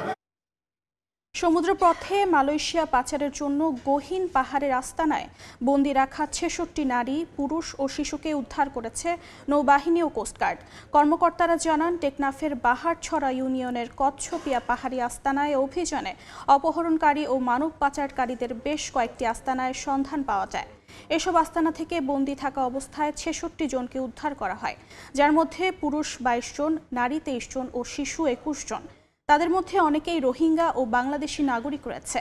সমুদ্রপথে ট্রলার যোগে মালয়েশিয়ায় নেয়ার প্রলোভনে পাচারকারীরা তাদের টেকনাফ নিয়ে গহীন পাহাড়ে বন্দী করে রেখেছিল। সাতক্ষীরা সীমান্তে পতাকা বৈঠকের মাধ্যমে 8 বাংলাদেশিকে বিজিবির কাছে হস্তান্তর করেছে বিএসএফ। বৃহস্পতিবার সন্ধ্যায় সাতক্ষীরার তলইগাছা সীমান্তে পতাকা বৈঠকের মাধ্যমে তাদেরকে ফেরত দেয় বিএসএফ। বিজিবি জানায়, গত 17 সেপ্টেম্বর রাত 10টার দিকে ভারতের হাকিমপুর সীমান্ত থেকে 8 বাংলাদেশিকে আটক করেছিল বিএসএফ।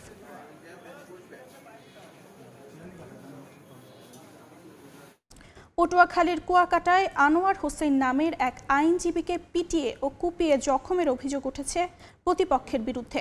আহত আনোয়ার হোসেন জানান, ধুলাশ্বরের নয়াকাটা গ্রামের একটি মাছের ঘের নিয়ে কুয়াকাটার হারুন মৃধার সঙ্গে দীর্ঘদিন ধরে বিরোধ চলছিল তার। এ ঘটনায় প্রায় 1 মাস আগে আদালতে মামলা করেন আনোয়ার। বিষয়টি নিয়ে বৃহস্পতিবার বিকেলে কুয়াকাটায় সালিশ মীমাংসার কথা ছিল। তবে আনোয়ার কুয়াকাটা এলাকায় পৌঁছানোর সঙ্গে সঙ্গে হারুন মৃধার নেতৃত্বে 10 থেকে 15 জন তার উপর অতর্কিত হামলা চালায়। রাজশাহী বিশ্ববিদ্যালয়ে পোষ্য কোটা পুনর্বহালের প্রতিবাদে উপাচার্যের বাসভবনের সামনে বিক্ষোভ মিছিল করেছেন শিক্ষার্থীরা। বৃহস্পতিবার রাতে বিশ্ববিদ্যালয়ের শহীদ শামসুজ্জোহা চত্বর থেকে বিক্ষোভ মিছিলটি শুরু করেন শিক্ষার্থীরা। মিছিলটি ক্যাম্পাসের বিভিন্ন সড়ক ঘুরে উপাচার্যের বাসভবনের সামনে গিয়ে শেষ হয়। পরে সেখানে অবস্থান নেন শিক্ষার্থীরা। এ সময় পোষ্য কোটা বাতিলের দাবি জানান তারা। পরে রাত 11:30টার দিকে কর্মসূচি স্থগিত করেন আন্দোলনকারীরা। শুক্রবার বাদ জুমা পোষ্য কোটা পুনর্বহালের সিদ্ধান্ত বাতিলের দাবিতে আবারও কর্মসূচি শুরু হবে বলে জানান তারা।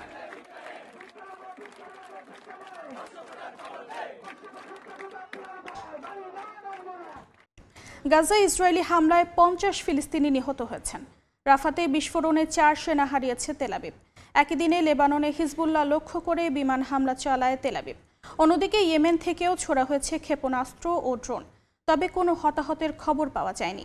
এদিকে জাতিসংঘে যুদ্ধবিরতির প্রস্তাব আটকে দিয়েছে যুক্তরাষ্ট্রের ভেটো। এরই মধ্যে আঙ্কারায় ফিলিস্তিন ইস্যুতে বৈঠক করেছেন তুরস্কের প্রেসিডেন্ট রিসেপ তাইপ এরদোয়ান ও ফিলিস্তিনের প্রেসিডেন্ট মাহমুদ আব্বাস। লেবাননের প্রধানমন্ত্রী এই হামলার কড়া নিন্দা জানান। স্থানীয়রা অঙ্গীকার করেছেন ধ্বংসস্তূপের মধ্যেও লড়াই চালিয়ে যাবেন। হিজবুল্লাহ আইন প্রণেতার অভিযোগ, কূটনীতি বা আন্তর্জাতিক নিশ্চয়তার কোনো মূল্য রাখে না ইসরায়েল। ইসরায়েলের নতুন করে ইয়েমেনের হাউথি বিদ্রোহীদের হামলায় বেড়েছে আঞ্চলিক উত্তেজনা। আকাশে ক্ষেপণাস্ত্র শনাক্তের পর জেরুজালেম ও তেল আবিবে সাইরেন বাজিয়ে বাসিন্দাদের সতর্ক করে নেতানিয়াহু প্রশাসন। একটি ড্রোন গিয়ে পড়ে দক্ষিণ ইসরায়েলের ইলাদ শহরে। স্থানীয়দের মধ্যে আতঙ্ক ছড়ালেও হতাহতের ঘটনা ঘটেনি, তবে একটি হোটেল ভবন ক্ষতিগ্রস্ত হয়েছে। হাউথি বিদ্রোহীরা বলছে এসব হামলা গাজার সমর্থনে চালানো হয়েছে। এদিকে জাতিসংঘের যুদ্ধবিরতি প্রস্তাব ভেস্তে গেছে যুক্তরাষ্ট্রের ভেটোতে। 15 সদস্যের নিরাপত্তা পরিষদের 14 দেশ প্রস্তাবের পক্ষে ভোট দিলেও বিপক্ষে ভোট দেয় যুক্তরাষ্ট্র। খসড়া প্রস্তাবে গাজায় অবিলম্বে স্থায়ী যুদ্ধবিরতি, মানবিক সহায়তা প্রবেশ ও জিম্মিদের মুক্তির দাবি তোলা হয়েছিল। টানা 2 বছরে এটি ছিল ওয়াশিংটনের 6ষ্ঠ ভেটো। এই ভেটোকে মানবতার পরাজয় বলে আখ্যা দিয়েছে আলজেরিয়া। এছাড়া ফিলিস্তিনকে স্বীকৃতি দেওয়ার বিষয়ে যুক্তরাজ্যের পরিকল্পনার সঙ্গে একমত নন বলে জানিয়েছেন মার্কিন প্রেসিডেন্ট। বৃহস্পতিবার লন্ডনে ব্রিটিশ প্রধানমন্ত্রীর সঙ্গে যৌথ সংবাদ সম্মেলনে এই কথা বলেন তিনি। হামাসের হামাসের হাতে জিম্মিদের প্রসঙ্গে ট্রাম্প জানান, ধাপে ধাপে নয় বরং সবাইকে একসঙ্গে মুক্তি দিতে হবে। অন্যদিকে ব্রিটিশ প্রধানমন্ত্রী বলেন, ফিলিস্তিনকে স্বীকৃতি দেওয়ার সিদ্ধান্ত কেবল প্রতীকী পদক্ষেপ নয়, বলেন ভবিষ্যতে ফিলিস্তিন শাসন ব্যবস্থায় অংশ হতে পারবে না হামাস। আঙ্কারায় ফিলিস্তিনি প্রেসিডেন্ট মাহমুদ আব্বাসের সঙ্গে বৈঠক করেছেন তুরস্কের প্রেসিডেন্ট রিসেপ তাইয়েপ এরদোয়ান। ফিলিস্তিন ইস্যুতে আন্তর্জাতিক পদক্ষেপ জোরদার করার আহ্বান জানান তুরস্কের প্রেসিডেন্ট। ইয়াসিন মোহাম্মদ জিসান, সময় সংবাদ। ইসরায়েল বিরোধী বিক্ষোভে উত্তাল পাকিস্তান। বৃহস্পতিবার দেশটির করাচিতে সমাবেশে অংশ নেন শিক্ষক, শিক্ষার্থী ও রাজনৈতিক দলের নেতাকর্মী সহ নানা শ্রেণী পেশার হাজারো মানুষ। এ সময় ইসরায়েল ও যুক্তরাষ্ট্র বিরোধী স্লোগান দেন তারা। ইসরায়েলকে সন্ত্রাসী খুনি আখ্যা দিয়ে অবিলম্বে গাজা যুদ্ধ বন্ধে বিশ্ব নেতাদের এগিয়ে আসার আহ্বান জানান বিক্ষোভকারীরা।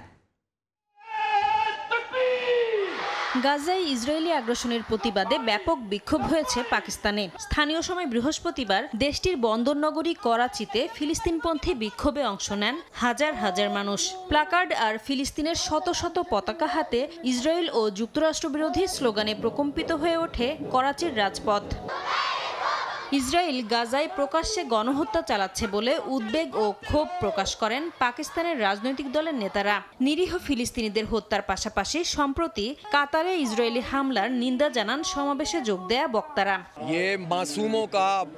যুক্তরাষ্ট্র ধীরে ধীরে ভণ্ড রাষ্ট্রে পরিণত হচ্ছে, মিথ্যা বলেছেন ডোনাল্ড ট্রাম্পও। কাতারে ইসরায়েলি হামলার আগে যুক্তরাষ্ট্র জানত দেশটির এই হামলার বিরোধিতা করা উচিত ছিল। এটা মানব ইতিহাসে একটা জঘন্য ঘটনার নজির হয়ে থাকলো। এদিকে করাচিতে ফিলিস্তিনপন্থী বিক্ষোভে হাজার হাজার শিক্ষার্থীর পাশাপাশি অংশ নেন শিক্ষকরাও। ইসরায়েলকে সন্ত্রাসী ও খুনি আখ্যা দিয়ে নিরীহ ফিলিস্তিনিদের হত্যার নিন্দা জানান তারা। বিশ্ব নেতাদের প্রতি গাজা যুদ্ধ বন্ধে দ্রুত পদক্ষেপ নেওয়ার দাবি জানাচ্ছে। প্রায় 2 বছর ধরে চলতে থাকা এই মানবতা বিরোধী হত্যাযজ্ঞ নিয়ে মুসলিম বিশ্বকে এগিয়ে আসার আহ্বান জানাই। গাজার স্থানীয় স্বাস্থ্য কর্মকর্তারা বলছেন, হামাস ইসরায়েল সংঘাতে প্রাণহানি ছাড়িয়েছে 65,000। তেল আবিবের হামলায় ধ্বংসস্তূপে পরিণত হয়েছে গোটা উপত্যকা। বাস্তুচ্যুত হয়েছেন প্রায় 90% ফিলিস্তিনি। নাসরিন রুমি, সময় সংবাদ। চলতি মাসে ইরানের উপর আবারও নিষেধাজ্ঞা আরোপ করতে পারে ইউরোপীয় ইউনিয়ন, একথা জানিয়েছেন ফ্রান্সের প্রেসিডেন্ট ইমানুয়েল ম্যাক্রো। পরমাণু কর্মসূচি নিয়ে সমঝোতা না হওয়ায় ফ্রান্স, জার্মানি ও যুক্তরাজ্য এরই মধ্যে নিষেধাজ্ঞা পুনর্বহালের প্রক্রিয়া শুরু করেছে। ইসরায়েলের চ্যানেল 12কে দেয়া সাক্ষাৎকারে ম্যাক্রো আরও জানান, ইরানের প্রচেষ্টা আন্তরিক নয় এবং তাই স্ন্যাপব্যাক নিষেধাজ্ঞা সক্রিয় হওয়ার সম্ভাবনা প্রবল। গত মাসের শেষের দিকে ইউরোপীয় 3 প্রধান শক্তি ফ্রান্স, জার্মানি ও যুক্তরাজ্য নিষেধাজ্ঞা ফিরিয়ে আনার জন্য 30 দিনের প্রক্রিয়া শুরু করে। তবে ইরান এ পদক্ষেপকে অনুচ্চ, অবৈধ এবং ভিত্তিহীন বলে প্রত্যাখ্যান করে। পাকিস্তান ও সৌদি আরবের প্রতিরক্ষা চুক্তির বিষয়ে আগে থেকেই অবগত ছিল ভারত। দেশটির পররাষ্ট্র মন্ত্রণালয়ের মুখপাত্র জানিয়েছেন, এই প্রতিরক্ষা চুক্তির কৌশলগত ও নিরাপত্তাজনিত প্রভাব খতিয়ে দেখবে নয়াদিল্লি। সৌদির একজন শীর্ষ কর্মকর্তা জানান, ভারতের সঙ্গেও সম্পর্ক আরও মজবুত করতে আগ্রহী রিয়াদ। পাকিস্তান ও সৌদি আরবের প্রতিরক্ষা চুক্তি নিয়ে ইতোমধ্যেই সতর্ক প্রতিক্রিয়া দেখিয়েছে ভারত। নয়াদিল্লি জানিয়েছে, ইসলামাবাদ ও রিয়াদের মধ্যকার এই পারস্পরিক প্রতিরক্ষা চুক্তি জাতীয় নিরাপত্তার পাশাপাশি আঞ্চলিক ও বৈশ্বিক স্থিতিশীলতার ওপর কী ধরনের প্রভাব ফেলতে পারে তা খতিয়ে দেখবে তারা। ভারতের পররাষ্ট্র মন্ত্রণালয় এক বিবৃতিতে জানিয়েছে, সৌদি আরব ও পাকিস্তানের মধ্যে কৌশলগত পারস্পরিক প্রতিরক্ষা চুক্তি স্বাক্ষরের খবর তারা দেখেছে। এ ধরনের একটি উদ্যোগের বিষয় তাদের আগে থেকেই জানা ছিল। এই প্রতিরক্ষা চুক্তির সম্ভাব্য প্রভাব তারা খতিয়ে দেখতে চায়, কারণ জাতীয় স্বার্থ রক্ষা ও সর্বস্তরে সমন্বিত জাতীয় নিরাপত্তা নিশ্চিত করাই ভারত সরকারের অঙ্গীকার। এদিকে পাকিস্তান ও সৌদি আরব যৌথ বিবৃতিতে জানিয়েছে, প্রায় 8 দশকের ঐতিহাসিক অংশীদারিত্ব ও ইসলামী ভ্রাতৃত্বের ভিত্তিতেই এই প্রতিরক্ষা চুক্তি হয়েছে। এর লক্ষ্য হল প্রতিরক্ষা সহযোগিতা জোরদার করা ও যে কোনো আগ্রাসনের বিরুদ্ধে যৌথ প্রতিরোধ গড়ে তোলা। অন্যদিকে ভারতের প্রধানমন্ত্রী নরেন্দ্র মোদীর শাসনামলে রিয়াদের সঙ্গে নয়াদিল্লির সম্পর্ক ধারাবাহিকভাবে ঘনিষ্ঠ হয়েছে। ভারত এখন সৌদি আরবের দ্বিতীয় বৃহত্তম বাণিজ্যিক অংশীদার। মোদী 3 বার সৌদি আরব সফর করেছেন এবং 2016 সালে তিনি দেশটির সর্বোচ্চ বেসামরিক সম্মাননা পেয়েছেন। তবে সৌদি আরবের এক শীর্ষ কর্মকর্তা গণমাধ্যমকে জানিয়েছেন, পাকিস্তানের সঙ্গে প্রতিরক্ষা চুক্তি হলেও রিয়াদ নয়াদিল্লির সঙ্গে সম্পর্ক আরও মজবুত করার ব্যাপারে আগ্রহী। শেখ সাদি মার্জান, সময় সংবাদ। রুশ প্রেসিডেন্ট ভ্লাদিমির পুতিনের প্রতি হতাশ বলে জানিয়েছেন মার্কিন প্রেসিডেন্ট ডোনাল্ড ট্রাম্প। ইউক্রেন যুদ্ধ বন্ধে আলোচনায় কোনো অগ্রগতি না হওয়ায় এই মন্তব্য করেন তিনি। এদিকে সংসদীয় নেতাদের সঙ্গে বৈঠকে পুতিন জানান, ফ্রন্ট লাইনে এখন 7 লাখের বেশি রুশ সেনা রয়েছে। রাশিয়ার অর্থনীতি প্রসঙ্গে বলেন, মুদ্রাস্ফীতি নিয়ন্ত্রণে রাখতে অর্থনীতি ইচ্ছাকৃতভাবে ধীর গতিতে চলছে, তবে দেশ মন্দা থেকে অনেক দূরে বলে জোর দিয়ে বলেন পুতিন। যুক্তরাজ্য সফরের শেষের দিকে সংবাদ সম্মেলনে রাগঢাক না রেখে রুশ প্রেসিডেন্ট ভ্লাদিমির পুতিন নিয়ে হতাশা প্রকাশ করেছেন মার্কিন প্রেসিডেন্ট ডোনাল্ড ট্রাম্প। তার অভিযোগ, ইউক্রেন যুদ্ধ থামাতে আলোচনা বা কূটনৈতিক প্রচেষ্টায় কোনো দৃশ্যমান অগ্রগতি হয়নি, ফলে তার প্রত্যাশা পূরণে ব্যর্থ হয়েছেন রুশ প্রেসিডেন্ট। ট্রাম্প বলেন, পশ্চিমা দেশগুলো একের পর এক যুদ্ধবিরতির প্রস্তাব দিয়েছে, কিন্তু মস্কো ইতিবাচক পদক্ষেপ নেয়নি। তিনি এটিকে পুতিনের ব্যর্থতা বলে অভিহিত করেন। ইউক্রেনের সঙ্গে সংঘাতের মধ্যে সংসদীয় নেতাদের সঙ্গে বৈঠক করেন রুশ প্রেসিডেন্ট ভ্লাদিমির পুতিন। স্থানীয় সময় বৃহস্পতিবারের এই বৈঠকে পুতিন বলেন, রাশিয়ার অর্থনৈতিক প্রবৃদ্ধি ধীর হওয়ায় একেবারেই পরিকল্পিত সিদ্ধান্ত। মুদ্রাস্ফীতি নিয়ন্ত্রণ ও সামষ্টিক স্থিতিশীলতার স্বার্থে এই নীতি অবলম্বন করা হয়েছে। যদিও রুশ কেন্দ্রীয় ব্যাংকের তথ্য অনুযায়ী টানা 2 কোয়ার্টারে জিডিপি হ্রাস পেয়েছে, যা অনেকের কাছে প্রযুক্তিগত মন্দার ইঙ্গিত দেয়। তবে পুতিন জোর দিয়ে বলেন, দেশ এখনো মন্দা থেকে অনেক দূরে। পশ্চিমা দেশগুলোর 25,000-এর বেশি নিষেধাজ্ঞা সত্ত্বেও রাশিয়ার যুদ্ধকালীন অর্থনীতি 2023 সালে 4.1% আর 2024 সালে 4.3% হারে বেড়েছে, যা G7 দেশগুলোর তুলনায় বেশি। তবে উচ্চ সুদের কারণে প্রবৃদ্ধি এখনও উল্লেখযোগ্য কমছে। বাজেট ঘাটতি সামলাতে ভ্যাট বাড়ানো ও বিলাসবহুল পণ্যে কর আরোপের বিষয়টিও সরকার বিবেচনায় নিচ্ছে বলে ইঙ্গিত দিয়েছেন পুতিন। অর্থনীতির পাশাপাশি ইউক্রেন যুদ্ধ নিয়ে মন্তব্য করেন রুশ প্রেসিডেন্ট। জানান, ফ্রন্টলাইনে এখন 7 লাখের বেশি সেনা মোতায়েন রয়েছে। তিনি বলেন, এই মোতায়েন যুদ্ধক্ষেত্রে রাশিয়ার সক্ষমতাকে আরও শক্তিশালী করেছে। অন্যদিকে কিয়েভ বলছে, রাশিয়ার সঙ্গে সাম্প্রতিক বিনিময়ে তারা 1000-এর বেশি ইউক্রেনীয় সেনার মরদেহ ফিরে পেয়েছে। এর বিপরীতে মাত্র 24 জন রুশ সেনার মরদেহ তারা হস্তান্তর করেছে। তবে রুশ রাষ্ট্রীয় সংবাদ মাধ্যম তাস দাবি করেছে, সাম্প্রতিক সংঘাতে ইউক্রেনের 1,500-এর বেশি সেনা হতাহত হয়েছে। কিয়েভ এ দাবি অস্বীকার করেছে, আর বিশ্লেষকরা একে আখ্যা দিচ্ছেন দুই পক্ষের প্রচলিত ন্যারেটিভ ওয়ারফেয়ার বা তথ্যযুদ্ধ হিসেবে। ইয়াসিন মোহাম্মদ জিসান, সময় সংবাদ। অর্থনৈতিক কড়াকড়ির বিরুদ্ধে ফ্রান্স জুড়ে বিক্ষোভে নেমেছে লাখো মানুষ। শিক্ষক, রেলকর্মী থেকে শুরু করে হাসপাতাল কর্মী, প্রায় সর্বস্তরের পেশাজীবীরা যোগ দিয়েছেন একদিনের এই ধর্মঘটে। বাজেট কাটছাট বন্ধ করে জনসেবায় ব্যয় বাড়ানোর আহ্বান জানিয়েছেন আন্দোলনকারীরা। প্যারিস সহ বিভিন্ন শহরে নিরাপত্তা নিশ্চিতে প্রায় 80,000 পুলিশ মোতায়েন করা হয়। গ্রেফতার হন 140 জন। স্থানীয় সময় বৃহস্পতিবার দেশজুড়ে অ্যান্টি অস্টেরিটি বা অর্থনৈতিক কড়াকড়ি বিরোধী বিক্ষোভে অংশ নেন কয়েক লাখ মানুষ। যোগ দেন শিক্ষক, ট্রেন চালক, ফার্মাসিস্ট, হাসপাতালের কর্মী সহ নানা শ্রেণী পেশার মানুষ। অংশ নেয় কিশোর কিশোরীরাও। প্যারিস সহ বেশ কয়েকটি শহরে সকাল থেকেই বিদ্যালয়ের প্রবেশপথ অবরোধ করে রাখেন তারা।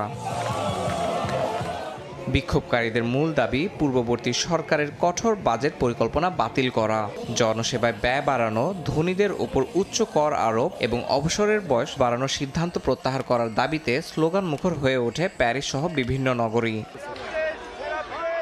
প্যারিসে মূল মিছিলের আগে কালো পোশাকধারী কিছু যুবক বস্তু নিক্ষেপ করলে পুলিশ টিয়ার গ্যাস ছোড়ে। এরপরও মিছিল অব্যাহত থাকে। ফরাসি গণমাধ্যম জানায়, লিওতে সংঘর্ষে কয়েকজন আহত হন। কয়েকটি শহরে পুলিশের সঙ্গে ধাওয়া পাল্টা ধাওয়ার ঘটনা ঘটে। ফরাসি স্বরাষ্ট্র মন্ত্রণালয় জানায়, দেশ জুড়ে প্রায় 150 জনকে গ্রেফতার করা হয়েছে। পুরো দিনে নিরাপত্তা নিশ্চিতে প্রায় 80,000 পুলিশ মোতায়েন করা হয়। ড্রোন এবং সাজোয়া যানও ব্যবহার করেছে আইনশৃঙ্খলা বাহিনী। প্রেসিডেন্ট ইমানুয়েল ম্যাখো এবং নতুন প্রধানমন্ত্রী সেবাস্তিয়ান লেকর্নুর প্রতি জনগণের ক্ষোভকে স্বীকৃতি দিতে এবং বাজেট কাটছাটের সিদ্ধান্ত বাতিল করতে আহ্বান জানান ইউনিয়ন নেতারা। সরকার অনড় থাকলে আন্দোলন আরও জোরদার করার হুঁশিয়ারি দেন তারা। ইয়াসির মোহাম্মদ জিসান, সময় সংবাদ। যুক্তরাষ্ট্রে কট্টর বামপন্থী ও বর্ণবাদ বিরোধী সংগঠন অ্যান্টিফার সদস্যরা অসুস্থ, বিপজ্জনক ও অতিবাম এ মন্তব্য করেছেন প্রেসিডেন্ট ডোনাল্ড ট্রাম্প। সংগঠনটিকে সন্ত্রাসী আখ্যা দিয়ে যুক্তরাষ্ট্রে নিষিদ্ধ ঘোষণা করেছেন তিনি। বিশ্লেষকরা বলছেন, অ্যান্টিফা নিষিদ্ধের কারণে যুক্তরাষ্ট্রে বামপন্থী ডানপন্থী বিভাজন আরও তীব্র হতে পারে। এই সংগঠনের সদস্যরা সাধারণত কালো পোশাক পরে রাস্তায় নেমে সমাবেশ করেন। তারা দাবি করেন বর্ণবাদ, ডানপন্থী মূল্যবোধ ও ফ্যাসিবাদের বিরুদ্ধে লড়াই করাই তাদের মূল লক্ষ্য। আত্মরক্ষার নামে সহিংস কৌশল ব্যবহার করাকে ন্যায্য বলে মনে করেন তারা। বামপন্থী, প্রগতিশীল ও অরাজনৈতিক মনোভাবাপন্নরাই এই সংগঠনের সঙ্গে যুক্ত। মূলত অ্যান্টিফা হলো অ্যান্টি ফ্যাসিস্টের সংক্ষিপ্ত রূপ। এটির কোনো নির্দিষ্ট গঠনতন্ত্র রয়েছে কিনা তাই স্পষ্ট নয়। এই গোষ্ঠী আসলে একটি সামাজিক আন্দোলন মঞ্চ। অ্যান্টিফার নির্দিষ্ট কোনো গঠন কাঠামো না থাকায় এই গোষ্ঠীর ব্যাপ্তি অস্পষ্ট।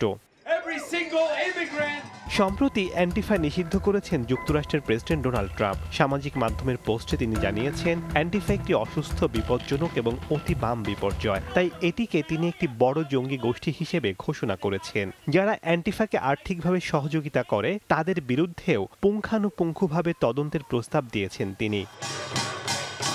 ট্রাম্প প্রায়ই তার সমালোচক এবং বিরোধীদের অ্যান্টিফা বলে ট্যাগ দিতেন। তিনি মনে করেন এই অতি বামপন্থী সংগঠন রিপাবলিকান ভোটারদের ভয় দেখানোর প্রতীক হিসেবে কাজ করে। অ্যান্টিফা নিষিদ্ধ প্রসঙ্গে বিশ্লেষকরা বলছেন, অ্যান্টিফার সাংগঠনিক কাঠামো নেই বলে এটিকে সন্ত্রাসী সংগঠন ঘোষণা কার্যত একটি রাজনৈতিক পদক্ষেপ। তবে কির্ক হত্যাকাণ্ড, সাম্প্রতিক সহিংসতার পর যুক্তরাষ্ট্রে বামপন্থী ও ডানপন্থী বিভাজন আরও তীব্র হতে পারে। সমালোচকরা বলছেন, চার্লি হত্যাকাণ্ডকে কাজে লাগিয়ে রাজনৈতিক বিরোধীদের দমনের সুযোগ খুঁজছেন ডোনাল্ড ট্রাম্প। শেখ সাদি মার্জান, সময় সংবাদ। আফগানিস্তানের উত্তরাঞ্চলের 5 প্রদেশে ইন্টারনেট বন্ধ করে দিয়েছে তালেবান সরকার। ইন্টারনেটে অনৈতিক কর্মকাণ্ড ঠেকাতে ফাইবার অপটিক সংযোগ কেটে দেওয়া হয়েছে বলে জানায় প্রশাসন। নারীদের শিক্ষা ও কাজে আগিয়ে কঠোর নিষেধাজ্ঞা দেওয়া হয়েছিল। এবার যোগাযোগ ব্যবস্থাতেও টানা হলো নতুন সীমারেখা। এতে ঘরবাড়ি, অফিস ও ব্যবসায়িক প্রতিষ্ঠান কার্যত বিচ্ছিন্ন হয়ে পড়েছে। আফগানিস্তানের উত্তরাঞ্চলের প্রধান 5 প্রদেশে একযোগে ফাইবার অপটিক সংযোগ কেটে দিয়েছে তালেবান সরকার। প্রাদেশিক প্রশাসনের ভাষ্যে, অনলাইনে অশ্লীল কন্টেন্ট আর নারী পুরুষের অনৈতিক মেলামেশা ঠেকাতেই এই পদক্ষেপ। 2021 সালে তালেবান ক্ষমতায় ফেরার পর এটাই প্রথম এমন আঞ্চলিক ইন্টারনেট নিষেধাজ্ঞা। এর আগে কিশোরী মেয়েদের মাধ্যমিক স্কুলে যাওয়া বন্ধ করে এবং নারীদের বিভিন্ন খাতে কাজ করা বন্ধ করার মতো নানা নিষেধাজ্ঞা আরোপ করে তালেবান সরকার। দেশটির প্রশাসন আগে থেকে একাধিকবার অনলাইন ব্যবহার নিয়ে উদ্বেগ প্রকাশ করেছে। তাদের অভিযোগ, পর্নোগ্রাফি, সামাজিক মাধ্যমে নারী পুরুষের ঘনিষ্ঠ আলাপ এবং পশ্চিমা প্রভাব তরুণ প্রজন্মকে বিপথে নিচ্ছে। তাই তারা এখন ইন্টারনেটকে সরাসরি নিয়ন্ত্রণের পথ বেছে নিয়েছে।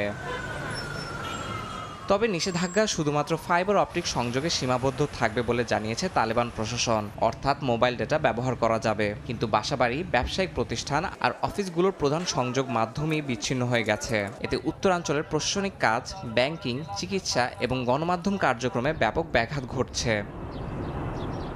ইয়াসিন মোহাম্মদ জিসান, সময় সংবাদ। যুক্তরাষ্ট্রের সঙ্গে চলমান উত্তেজনার মধ্যেই এবার ক্যারিবীয় দ্বীপ লা অরচিলায় সামরিক মহড়া শুরু করেছে ভেনেজুয়েলা। অত্যাধুনিক যুদ্ধবিমান, যুদ্ধজাহাজ আর উভচর ট্যাঙ্ক নিয়ে এই মহড়া চলবে 3 দিন। এতে উত্তেজনার মাত্রা আরও বাড়ার আশঙ্কা বিশ্লেষকদের। ভারতের পশ্চিমবঙ্গের রাজধানী কলকাতায় সাইনবোর্ডে বাংলা লেখা বাধ্যতামূলক করা হয়েছে। কলকাতা পৌরসভার নির্দেশ দিয়েছে, আগামী 30 সেপ্টেম্বরের মধ্যে সব সাইনবোর্ডে অন্য ভাষার পাশাপাশি বাংলায় লেখা থাকতে হবে।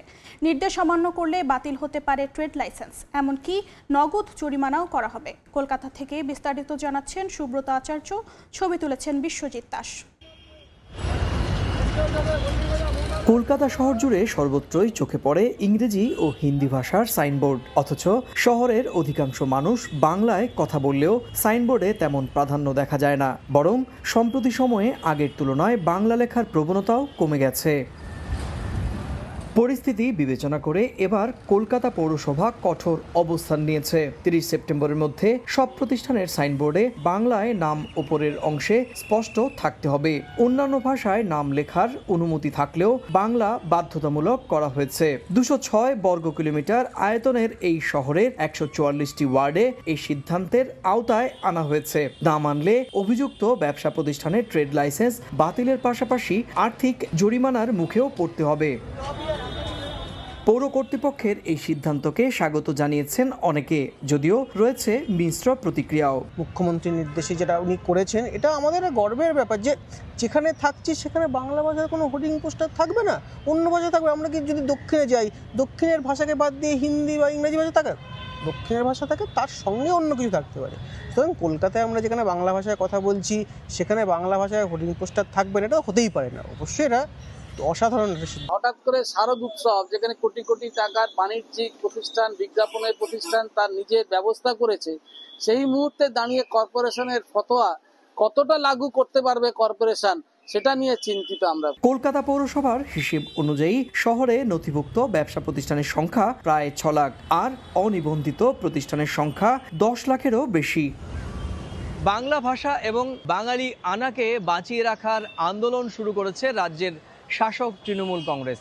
জুলাই মাস থেকে অব্যাহত এই আন্দোলনের অংশ হিসেবেই কলকাতা কর্পোরেশন কলকাতার সমস্ত সাইনবোর্ড বাংলায় লেখা বাধ্যতামূলক করার এই সিদ্ধান্তকে কলকাতাবাসী দেখছেন ইতিবাচক দৃষ্টিতে।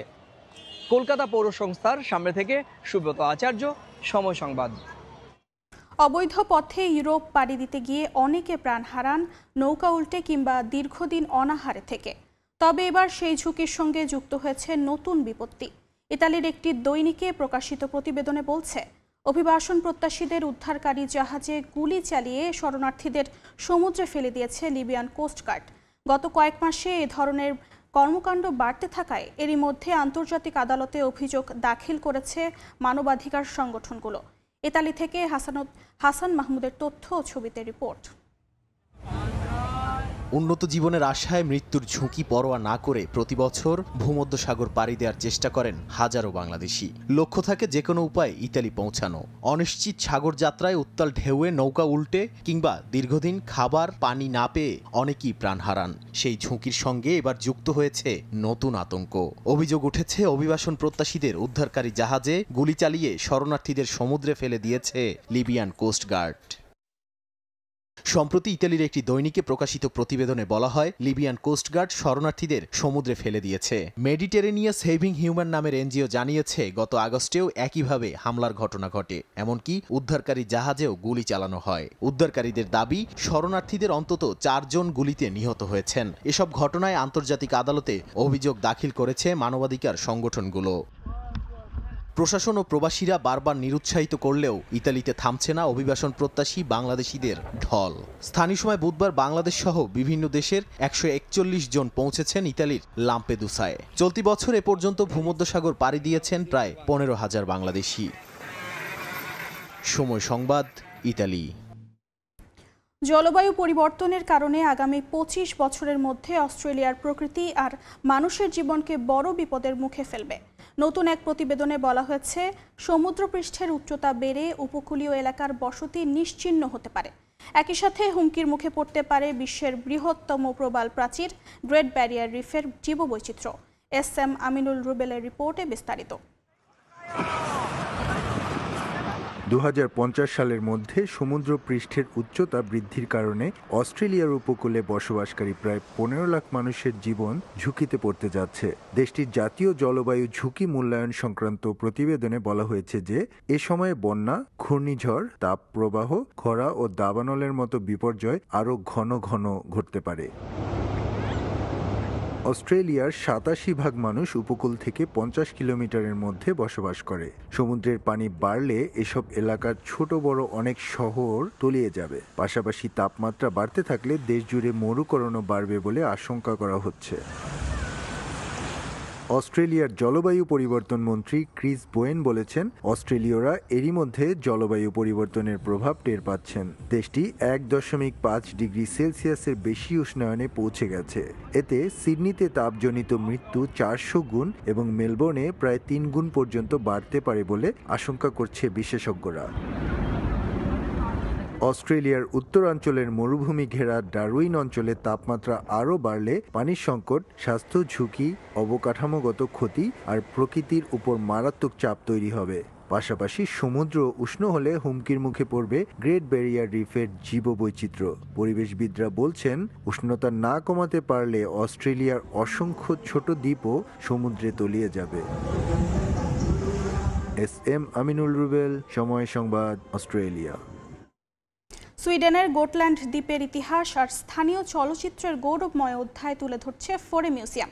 বিখ্যাত চলচ্চিত্র নির্মাতা ইংমার বার্গম্যানের স্মৃতিকে ঘিরে এই জাদুঘরটি পর্যটকদের কাছে এক অনন্য আকর্ষণ। শফিউল আলমের রিপোর্টে বিস্তারিত। বাল্টিক সাগরের মাঝখানে সুইডেনের ছোট্ট দ্বীপ ফোরে। এখানকার প্রকৃতি আর ঐতিহ্যকে ঘিরে 1999 সালে প্রতিষ্ঠিত হয় ফোরে মিউজিয়াম। স্থানীয় জেলেদের জীবনযাপনের ইতিহাস, দলিলপত্র আর পত্র নিদর্শন সাজানো আছে এখানে। জাদুঘরে বিশেষ স্থান পেয়েছে কিংবদন্তি চলচ্চিত্র নির্মাতা ইংমার বার্গম্যানের স্মৃতি। দীর্ঘদিন এখানে বসবাস করে বহু বিশ্বখ্যাত সিনেমা নির্মাণ করেছেন তিনি। তার ব্যবহৃত আসবাবপত্র, ছবির অ্যালবাম, চলচ্চিত্র সরঞ্জাম প্রদর্শিত হচ্ছে দর্শনার্থীদের জন্য। এটা আমাদের জন্য একটা সেরা মুহূর্ত। অনেক দূর থেকে এসেছি প্রিয় নির্মাতা বার্গম্যানের জাদুঘরে তার স্মৃতি দেখতে। আমরা তার সিনেমার ভক্ত। বার্গম্যানের ভক্ত হিসেবে এটি সত্যি দারুণ অভিজ্ঞতা। তিনি এখানে থাকতেন, তার কর্ম ও বসবাসের স্থানে ঘুরে যাওয়া অসাধারণ অনুভূতি। প্রতি বছর দেশ বিদেশ থেকে বহু মানুষ আসেন ফোরে মিউজিয়াম ঘুরে দেখতে। স্থানীয় ইতিহাস আর চলচ্চিত্রের গৌরবময় অধ্যায় মিলিয়ে তাই এটি গোটল্যান্ডের অন্যতম আকর্ষণ। শফিউল আলম, সময় সংবাদ, সুইডেন। এশিয়া কাপে শ্রীলঙ্কার জয়ের স্বপ্ন পূরণ হলো বাংলাদেশের। আফগানিস্তানকে 6 উইকেটে হারালো আসালাঙ্কা বাহিনী। শুরুতে ব্যাট করে মোহাম্মদ নবীর অবিশ্বাস্য ইনিংসে 169 রানের পুঁজি পায় আফগানিস্তান। জবাবে কুশল কামিন্দো মেন্ডিসের বীরত্বে 8 বল হাতে রেখেই জয় তুলে নেয় শ্রীলঙ্কা। এ জয় টাইগারদের নিয়ে এশিয়া কাপের সুপার 4-এ চলে গেল লঙ্কান সিংহ। কাউন্সিলর নমিনেশন ফর্ম জমা দেওয়ার ডেডলাইন চলে আসলেও কাউন্সিলরশিপ জটিলতার সমাধান করতে পারেনি ক্রিকেট বোর্ড। লেজেন্ডস অফ রূপগঞ্জের দাবি 2024-25 মৌসুমে খরচ বাবদ নবাবগঞ্জ ক্রিকেট কোচিং একাডেমিকে 10 লাখ টাকা দিয়েছে তারা। শর্ত ছিল ওই একাডেমি থেকে রূপগঞ্জে মনোনীত ব্যক্তিকে বিসিবি নির্বাচনে কাউন্সিলর করতে হবে। আর সেই শর্ত ভঙ্গের অভিযোগ দিয়ে বোর্ডকে চিঠি পাঠিয়েছে রূপগঞ্জ। এদিকে নির্বাচনী পরিবেশ নিয়ে প্রশ্ন তুলেছেন আকরাম খান। বিসিবি পরিচালক বলেন, স্বাচ্ছন্দ্য বোধ করছেন না বলেই অংশ নিচ্ছেন না আসন্ন নির্বাচনে। 2 দিন বাড়িয়ে কাউন্সিলর নমিনেশন ফর্ম জমা দেওয়ার ডেডলাইন 19 সেপ্টেম্বর করে বিসিবি। 20 তারিখ থেকে আনুষ্ঠানিকভাবে কাজ শুরু করবে নির্বাচন কমিশন। কিন্তু শেষ মুহূর্ত পর্যন্ত বেশ কয়েকটি ক্লাবের মালিকানা নিয়ে দ্বন্দ্ব নিরসনে ঘাম ছুটে গেল অবসরপ্রাপ্ত বিচারপতি মির্জা হোসেন হায়দারের ট্রাইব্যুনালের। শুরুটা Dhaka Spartans, Blues Cricketers, Dhaka Rangers ও গোল্ডেন ইগলসকে দিয়ে। 2016 থেকে 19 সালের মধ্যে এই 4 ক্লাব কিনে নিয়েছিলেন এমন দাবি তানভীর আহমেদের। আর 2024-এর 5 আগস্ট পরবর্তী সময়ে মালিকানা দাবি করছেন লোকমান হোসেন ভুইয়া। এমনকি দ্বন্দ্বের জেরে তানভীরকে অপহরণের অভিযোগও ওঠে বিসিবির সাবেক পরিচালক লোকমানের বিরুদ্ধে। ওই 4 ক্লাব নিয়ে শুনানি চলে টানা কয়েকদিন। অভ্যুত্থান পরবর্তী সময়ে অনেক ক্লাবেরই মালিকানা বেদখলের অভিযোগ রয়েছে। অভিযোগের তীর রাজনৈতিক প্রভাবশালী ব্যক্তিদের বিরুদ্ধে। শোনা যাচ্ছে আজাদ স্পোর্টিং এর পুরানো ও নতুন কমিটির মধ্যে সমস্যার শেষ নেই। আবার লেজেন্ডস অব রূপগঞ্জ নিয়েও রয়েছে ঝামেলা। রূপগঞ্জের দাবি 2024-25 মৌসুমে খরচ বাবদ নবাবগঞ্জ ক্রিকেট কোচিং একাডেমিকে 5 লাখ করে 2 দফায় মোট 10 লাখ টাকা দিয়েছিল তারা। শর্ত ছিল ওই একাডেমি থেকে রূপগঞ্জ মনোনীত ব্যক্তিকে বিসিবি নির্বাচনে কাউন্সিলর করতে হবে। কিন্তু এখন আর যোগাযোগ করছে না একাডেমির প্রতিনিধিরা, এমনকি ফোনও ধরছে না। শর্ত ভঙ্গের অভিযোগ দিয়ে ক্রিকেট বোর্ডকে চিঠি পাঠিয়েছে রূপগঞ্জ। এদিকে এসব ঘটনায় কপালের ভাঁজ বড় হচ্ছে ক্রিকেট সংশ্লিষ্টদের। এমন পরিবেশের কারণেই নির্বাচনে অংশ নিচ্ছেন না জানিয়েছেন আকরাম খান। দুইজনের জন্য উইশ করছি, বাট এখন সিচুয়েশন যেটা আসছে, বাট আমার মনে হয় যে প্লেয়ারদেরকে কিন্তু প্লেয়ারই পরিচয়টা দেওয়া কিন্তু ভেরি ইম্পর্টেন্ট। রিসেন্টলি আপনার দেখছি অনেক ব্যাপারগুলো যেগুলো আসলে আমার পছন্দ হচ্ছে না, এটা মানে ক্রিকেট হওয়া উচিত না, এবং যা হচ্ছে ডে বাই ডে এটা তো আরও খারাপ হচ্ছে। তো আমার মনে হয় এইগুলো কিন্তু ক্রিকেটের জন্য ভালো হচ্ছে না। বোর্ড থেকে তালিকা পাওয়ার পর আনুষ্ঠানিকভাবে কাজ শুরু করবে নির্বাচন কমিশন। অভিযোগগুলো যদি তখনও থেকে যায় তাহলে কঠিন পরীক্ষায় পড়তে হবে তাদেরও। মাকসুম আলম খান, সময় সংবাদ, ঢাকা। এবার দেশের ফুটবলের খবর। ঘরোয়া ফুটবলের নতুন মৌসুমের শুরুতে চ্যালেঞ্জ কাপের উত্তাপ। রোমাঞ্চকর ম্যাচে অভিজাত বসুন্ধরা কিংস মুখোমুখি হবে ঐতিহ্যবাহী মোহামেডান স্পোর্টিং ক্লাবের। এক দলের সামনে চ্যালেঞ্জ শিরোপা ধরে রাখা আর অন্য দলের লক্ষ্য চ্যালেঞ্জ কাপের ট্রফি ঘরে তুলে মৌসুম শুরু করা। এ ম্যাচের আগে দু দলই সমীহ করছে প্রতিপক্ষকে। তবে মাঠের বেহাল দশায় হতাশ কিংস ও মোহামেডান। কুমিল্লার ধীরেন্দ্রনাথ দত্ত স্টেডিয়ামে ম্যাচ শুরু দুপুর 2:30টায়। বসুন্ধরা কিংস বনাম মোহামেডান স্পোর্টিং ক্লাব, আভিজাত্য আর ঐতিহ্যের এক লড়াই। দেশের ফুটবলে নতুন দিনের সবচেয়ে রোমাঞ্চকর এক দ্বৈরথ। পরতে পরতে রোমাঞ্চে ঠাসা এই দ্বৈরথের মুখোমুখি অবস্থান উত্তাপ ছড়াচ্ছে চারিদিকে। জমে উঠেছে কথার লড়াইও। নতুন মৌসুম শুরুর আগে দু দলের মুখোমুখি এই লড়াই। গেলবারের চ্যালেঞ্জ কাপ চ্যাম্পিয়নদের সঙ্গে এবারের লড়াইটা লিগ চ্যাম্পিয়নদের। এক দলের সামনে চ্যালেঞ্জ শিরোপা ধরে রাখার আর অন্য দলের লক্ষ্য মৌসুমের শুরুটা একটা ট্রফি জিতে করার। তবে দুই জায়ান্টের এই লড়াইয়ে জিতবে কে? নতুন মৌসুমে 5টি ট্রফি জয়ের মিশন বসুন্ধরা কিংসের সামনে। সঙ্গে আছে নতুন কোচিং প্যানেল আর কিউবা মিচেল সহ আরও বেশ কয়েকজন বিদেশি ফুটবলার। লোকাল ও বিদেশিদের মিলিয়ে ব্যালেন্সড দলে পরিণত হয়েছে কিংস। গত 12 চ্যাম্পিয়ন চ্যালেঞ্জ কাপে তো আমরা ওইভাবেই প্র্যাকটিস করছি লাস্ট 1 মান্থ। তো আমরা চেষ্টা করব কোচ আমাদেরকে যেভাবে মাঠে খেলার জন্য ইনস্ট্রাকশন দিয়েছে ওইভাবে মাঠে খেলার। প্রতিপক্ষকে আমরা সেটা কখনোই দেখি না। সবসময় চেষ্টা করি যে যেই প্রতিপক্ষ হোক তাদের সাথে সর্বোচ্চ দিতে চেষ্টা করতে। এদিকে গেলবারের লিগ চ্যাম্পিয়ন মোহামেডানের জন্য সবচেয়ে বড় ভরসার নাম ছিল সুলেমান দিয়াবাতে। যদিও সে ঘাটতি সামলে উঠতে লিগের সর্বোচ্চ গোলদাতা স্যামুয়েল বোটাঙেই ভরসার প্রতীক তাদের। সঙ্গে অভিজ্ঞ দেশিদের নিয়ে আশাবাদী সাদা কালোরা। কিংসকে ফেভারিট মানলেও নিজেদের প্রস্তুতি আর দল নিয়ে আত্মবিশ্বাসের তুঙ্গে আছে আলফাজের দল। ঘরের মাঠে চমক দেওয়ার অপেক্ষায় মোহামেডান। যে ভালো খেলবে সেই চ্যাম্পিয়ন হবে। আমাদের টিম নিয়ে আমরা আশাবাদী যে চ্যাম্পিয়ন হবো আমরা। মৌসুমের লক্ষ্য আসলে আমাদের ডিফেন্ডিং চ্যাম্পিয়ন, আমাদের লক্ষ্য থাকবে এরকম চ্যাম্পিয়ন হওয়ার। মাঠে জয়ের জন্য নামবো। ম্যাচটা আসলে 50-50 ম্যাচ আমার কাছে মনে হয়, এবং যদিও আমাদের চেয়ে স্ট্রং টিম বসুন্ধরা, তারপরে আমরা ছেড়ে কথা বলবো না। তবে কিংসকে ঘরের মাঠে ছেড়ে কথা বলবে না মোহামেডান স্পোর্টিং ক্লাব। তাজিন খন্দকার, সময় সংবাদ। এদিকে অপ্রস্তুত এবং জোড়াতালির এক স্টেডিয়ামে মৌসুমের প্রথম ম্যাচ আয়োজন করতে যাচ্ছে বাংলাদেশ ফুটবল ফেডারেশন। কুমিল্লায় ভাষা সৈনিক শহীদ ধীরেন্দ্রনাথ দত্ত স্টেডিয়ামের ভাঙাচোরা গ্যালারি আর মাঠের লম্বা লম্বা ঘাসের মধ্যেই অনুশীলন শুরু করেছে দুই দল। এ মাঠ কোনোভাবেই একটি টুর্নামেন্টের ফাইনাল আয়োজনের উপযোগী নয় বলে মন্তব্য মোহামেডান ফুটবলারদের। তবে সমাধানের পথ না বের করে একে অপরকে দোষারোপ করে গেলেন জেলা ক্রীড়া কর্মকর্তা এবং বাফুফে। কুমিল্লা থেকে বাহার রায়হানের পাঠানো তথ্য ও ছবিতে রিপোর্ট। এটা কুমিল্লা জেলার একমাত্র মানসম্পন্ন স্টেডিয়াম। ধর্মসাগরের কোল ঘেঁষে ভাষা সৈনিক ধীরেন্দ্রনাথ দত্তের নামে এই স্টেডিয়ামটি শহরের অন্যতম একটি দর্শনীয় স্থানও। 2016 সালে 32 কোটি টাকা ব্যয়ে বাংলাদেশ সরকারের পক্ষ থেকে স্টেডিয়ামটিকে সংস্কার করা হয়। এরপর থেকেই বিভিন্ন টুর্নামেন্ট এবং লিগে মাঠটিকে ব্যবহার করে আসছে বাংলাদেশ ফুটবল ফেডারেশন। ঢাকা আবাহনী, মোহামেডান এবং কখনো কখনো বসুন্ধরা কিংসেরও হোম ভেন্যু হিসেবে ব্যবহৃত হয়েছে মাঠটি। কিন্তু সময়ের সঙ্গে স্টেডিয়ামের রক্ষণাবেক্ষণ কার দায়িত্বে হবে তা নিয়ে টানাপোড়েন চলেছে সব সময়। বাফুফে, জেলা ক্রীড়া সংস্থা আর ক্লাবগুলোর এই দড়ি টানাটানির ফল আজকের স্টেডিয়ামের বেহাল দশা। চ্যালেঞ্জ কাপের ফাইনালের আগে যখন অনুশীলনে ব্যস্ত দুই দলের ফুটবলাররা, তখন খেলোয়াড়দের নৈপুণ্য দেখার চেয়েও তাদের ইনজুরি আক্রান্ত হওয়ার ভয় পেয়ে বসেছে ক্লাবগুলোকে। বড় বড় ঘাস, এবড়ো-থেবড়ো মাঠ ভয় ধরিয়ে দিয়েছে ফুটবলার এবং কোচদের মধ্যে। মাঠের অবস্থা তো আসলে এতটা ভালো না, খুব ডিফিকাল্ট হয়ে যাবে কালকে খেলার জন্য।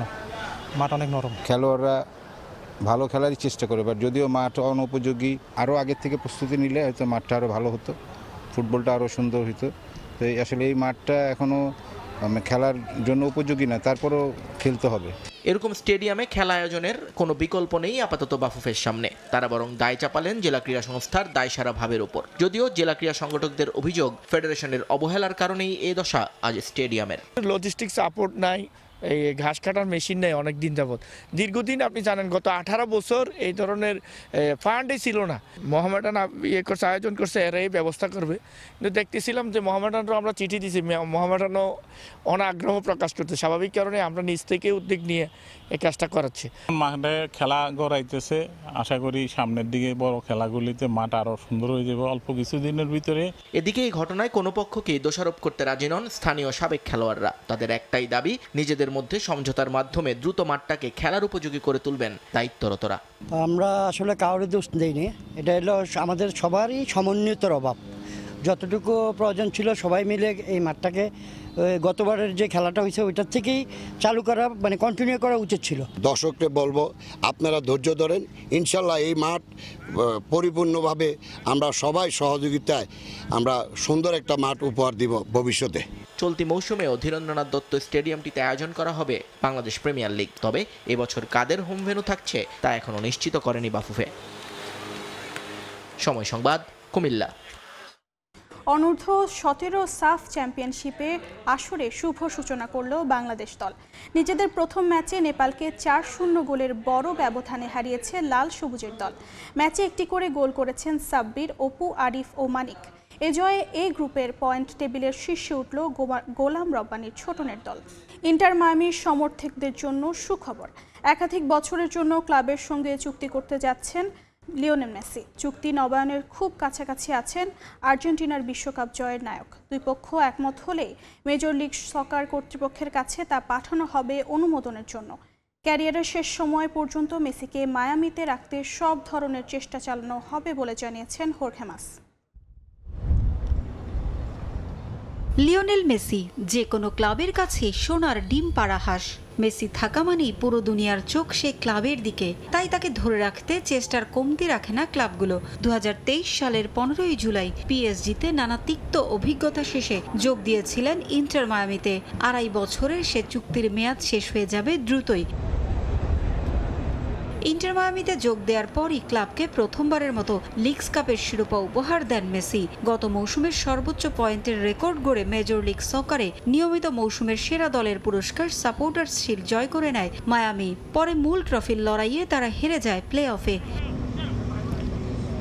এবছরও লিগস কাপের শিরোপার কাছাকাছি গিয়েও স্বপ্ন ভাঙার বেদনা নিয়ে ফিরতে হয়েছিল মায়ামিকে। ফাইনালে সিয়াটল সাউন্ডার্সের কাছে হারার ম্যাচে প্রতিপক্ষ দলের সাপোর্ট স্টাফের গায়ে থুথু ছিটিয়ে বিতর্কের জন্ম দিয়েছিলেন সুয়ারেজ। হারের লজ্জার পাশাপাশি নানা বিতর্ক নিয়ে ঘরে ফিরতে হয়েছিল মেসিদের। মেসির চুক্তির মেয়াদ শেষের দিকে হয় অনেক ক্লাবই আগ্রহ দেখিয়েছে তাকে দলে ফেরাতে, কারণ মেসিকে পাওয়া মানে আর্থিকভাবে লাভবান হওয়া নিশ্চিত।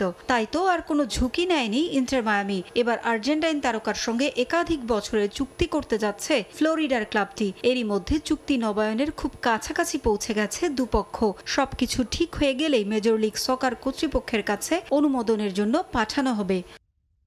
2025 সালে ইন্টার মায়ামির জার্সিতে 36টি ম্যাচ খেলেছেন লিওনেল মেসি। গোল করেছেন 28টি, অ্যাসিস্ট আছে 14টি। এই মুহূর্তে ক্লাবের সর্বোচ্চ গোলদাতাও তিনি। ফ্লোরিডার ক্লাবটিতে যোগ দেওয়ার পর মায়ামির হয়ে মেজর লিগ সকারে তার গোল 46 ম্যাচে 41টি। সব প্রতিযোগিতা মিলিয়ে 62 ম্যাচে তার গোল 54টি, গোলে অ্যাসিস্ট আছে 27টি। ইন্টার মায়ামির কো ওনার হোর্হে মাস আগেই জানিয়েছিলেন ক্যারিয়ারের শেষ দিন পর্যন্ত দক্ষিণ ফ্লোরিডার ক্লাবটিতে মেসিকে রাখতে চান তারা, এবং এখান থেকে মেসি যাতে খেলা শেষ করতে পারেন সে চেষ্টা করতেও বদ্ধপরিকর মায়ামি। আর এ কারণেই আর্জেন্টাইন তারকার সঙ্গে লম্বা সময়ের জন্য চুক্তি করতে যাচ্ছে ইন্টার মায়ামি। পারভিন আক্তার, সময় সংবাদ। গুঞ্জনকে সত্যি করেই বেনফিকায় ফিরলেন জোসে মরিনিও। ইউরোপিয়ান গণমাধ্যমের খবর 2027 পর্যন্ত পর্তুগিজ ক্লাবটির দায়িত্ব নিতে সম্মত হয়েছেন দ্য স্পেশাল ওয়ান। 25 বছর পর পুরনো ক্লাবে ফিরছেন মরিনিও। অভিজ্ঞ এই কোচের সিদ্ধান্তে উচ্ছ্বসিত ক্লাবটির ভক্ত সমর্থকরা। ইউরোপ দাপিয়ে আবারও ঘরের ছেলে ফিরছেন ঘরে। বেনফিকার দায়িত্ব নেয়ার গুঞ্জনকে সত্যি করেই পর্তুগালে দ্য স্পেশাল ওয়ান খ্যাত হোসে মরিনিও বার্সেলোনা থেকে চার্টার্ড ফ্লাইটে লিসবনে পৌঁছান ৬২ বছর বয়সী কোচ, যেখানে আগে থেকেই অপেক্ষা করছিলেন সাংবাদিকরা। বিমানবন্দরেই আবারও বেনফিকার দায়িত্ব নেয়ার বিষয়ে নিজের আগ্রহের কথা জানান মরিনিও। একটি বিষয় আমি নিশ্চিত করে বলতে পারি, বিমানে ওঠার আগে আমাকে জিজ্ঞেস করা হয়েছিল আমি আগ্রহী কিনা। আমি বলেছি হ্যাঁ, আমি আগ্রহী। বেনফিকায় কোচিংয়ের সম্ভাবনা সম্পর্কে যখন আমাকে বলা হয়েছিল, আমি দ্বিতীয়বার ভাবিনি বেনফিকার সঙ্গে কাজ করতে কোনো কোচই না বলবে না। বিমানবন্দরে আনুষ্ঠানিকভাবে কিছু না জানালেও শেষ পর্যন্ত দ্য ইগলসের সঙ্গে আনুষ্ঠানিক চুক্তি করেছেন মরিনিও। ২০২৭ পর্যন্ত পর্তুগালের অন্যতম সফল ক্লাবের ডাগ আউট সামলাবেন দ্য স্পেশাল ওয়ান। তবে এবারই প্রথম নয়, ২৫ বছর আগে প্রথমবারের মতো বেনফিকা মূল দলের দায়িত্ব নিয়েছিলেন মরিনিও। মাত্র ১১ ম্যাচের দায়িত্ব পালনের পর লেইরিয়া হয়ে পোর্তোতে গিয়ে পান পরিচিতি। ২০০৪ সালে পোর্তোকে এনে দেন চ্যাম্পিয়ন্স লিগ শিরোপা। দায়িত্ব পালন করেছেন Chelsea, inter Milan, Real Madrid, Manchester United সহ শীর্ষ সব ক্লাবে। নাম লিখিয়েছেন বিশ্বের সেরা কোচের তালিকায়। অনেকেই ধারণা করছেন আগামী মাসে প্রেসিডেন্সিয়াল ইলেকশনে আবারও জয়ের জন্যই মরিনিওকে ফিরিয়েছেন ক্লাব সভাপতি রুই কস্তা। তবে সমর্থকরা এসব নিয়ে মাথা ঘামাচ্ছেন না। প্রিয় ক্লাবে ঘরের ছেলে ফিরেছে, এতেই উচ্ছ্বসিত বেনফিকার ভক্ত ও ফুটবল প্রেমীরা। দলের সাম্প্রতিক ফলাফল ভালো ছিল না, আমার মনে হয় এটা সঠিক সিদ্ধান্ত। ক্লাব কর্তৃপক্ষ ভালো সিদ্ধান্ত নিয়েছে, একজন দারুণ কোচ পাচ্ছি আমরা। ইতিহাসই মরিনিওর পক্ষে কথা বলে। পর্তুগালে ক্লাব পর্যায়ে সে চ্যাম্পিয়ন্স লিগ জিতেছে, সে একজন বিশ্বমানের পর্তুগিজ। বলা তো যায় না বেনফিকাকেও সে চ্যাম্পিয়ন্স লিগ জেতাতে পারে। আগামী শনিবারই বেনফিকার ডাগ আউটে দেখা যেতে পারে মরিনিওকে। মাকসুম আলম খান, সময় সংবাদ। বেলুন বিক্রেতা খুদে ফুটবলার রিয়াদের হাতে বিএনপির পক্ষ থেকে তুলে দেয়া হলো উপহার সামগ্রী। উত্তরার কাঞ্চনপুর ফুটবল একাডেমিতে রিয়াদকে উপহার তুলে দেন সাবেক অধিনায়ক আমিনুল হক। কদিন আগেই রিয়াদের ফুটবল খেলার সব দায়িত্ব নেয় মহান মেদান স্পোর্টিং ক্লাব। প্রশিক্ষণ, লেখাপড়া থেকে শুরু করে ভরণ পোষণেরও দায়িত্ব নেয় সাদা কালোরা। রিয়াদের পাশে দাঁড়ান সাবেক অধিনায়ক ও সাফজয়ী গোলরক্ষক আমিনুল হক।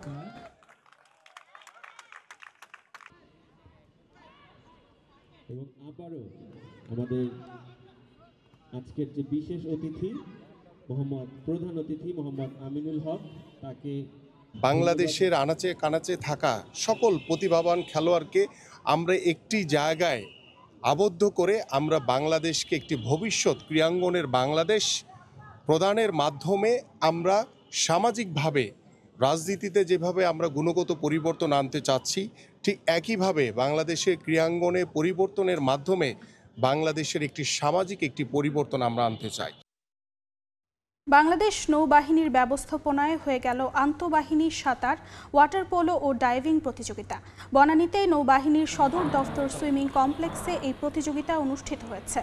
গেল 14 সেপ্টেম্বর শুরু হয় আসর। 5 দিন ব্যাপী প্রতিযোগিতায় 19টি স্বর্ণ, 4টি রৌপ্য এবং 7টি ব্রোঞ্জ পদক জিতে শীর্ষস্থান অর্জন করেছে বাংলাদেশ নৌবাহিনী।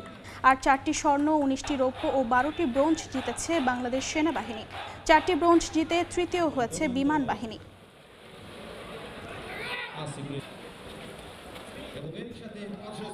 এ পর্যায়ে শীর্ষ সংবাদগুলো জানিয়ে দিচ্ছি আরেকবার। আলোচনার মধ্যেই রাজপথে ইসলামী দলগুলো। নির্বাচন হতে হবে পিআর পদ্ধতিতে। হুঁশিয়ারি নেতাদের, ভোটের আগে জুলাই সনদের আইনি ভিত্তি ও বিচার নিশ্চিতের তাগিদ। আলোচনা চলাকালে অহেতুক চাপ সৃষ্টি গণতন্ত্রের জন্য শুভ নয়, মন্তব্য বিএনপি মহাসচিবের। অস্থিতিশীল পরিস্থিতির জন্য রাজনৈতিকভাবে ক্ষতিপূরণের সতর্কবার্তা খসরুর। মার্কিন পণ্য আমদানি বাড়াতে দেরি হলে শুল্ক ইস্যুতে বেঁকে বসতে পারে ট্রাম্প প্রশাসন। আশঙ্কা ব্যবসায়ীদের। বাণিজ্য ঘাটতি কমাতে সরকারি ক্রয় দ্রুত শেষ করার তাগিদ। ভবনে এক নাম এবং সাইনবোর্ডে আরেক নাম। দুনিয়ার মাদ্রাসা সবগুলা কওমি। আইনুল ভাই আমাদের অজান্তে তিনি দরখাস্ত করছিলেন। 3টা বরাদ্দই একাই পাই, এই সম্পর্কে আপনাদেরকে কি বলবো। অস্তিত্বহীন মাদ্রাসায় অর্থ বরাদ্দ, পারিবারিক কবরস্থানকে সামাজিক দেখিয়ে টাকা উত্তোলন। ময়মনসিংহ জেলা পরিষদের প্রকল্পে ৯/৬ রিপোর্ট আটকাতে ঘুষের প্রস্তাব। এবং কাগজে কলমে ঢাকায় 64টি খাল থাকলে অস্তিত্ব খুঁজে পাওয়াই কঠিন। দখল আর তদারকির অভাবই বড় কারণ। সিটি কর্পোরেশনের ভূমিকা নিয়ে প্রশ্ন, কঠোর ব্যবস্থা নেওয়ার তাগিদ।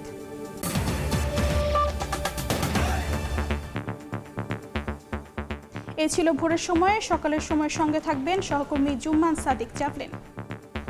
ধন্যবাদ সেদিন। সকালের সময় নিয়ে ফিরছি কিছুক্ষণ পরেই, সঙ্গে থাকুন সময়ের।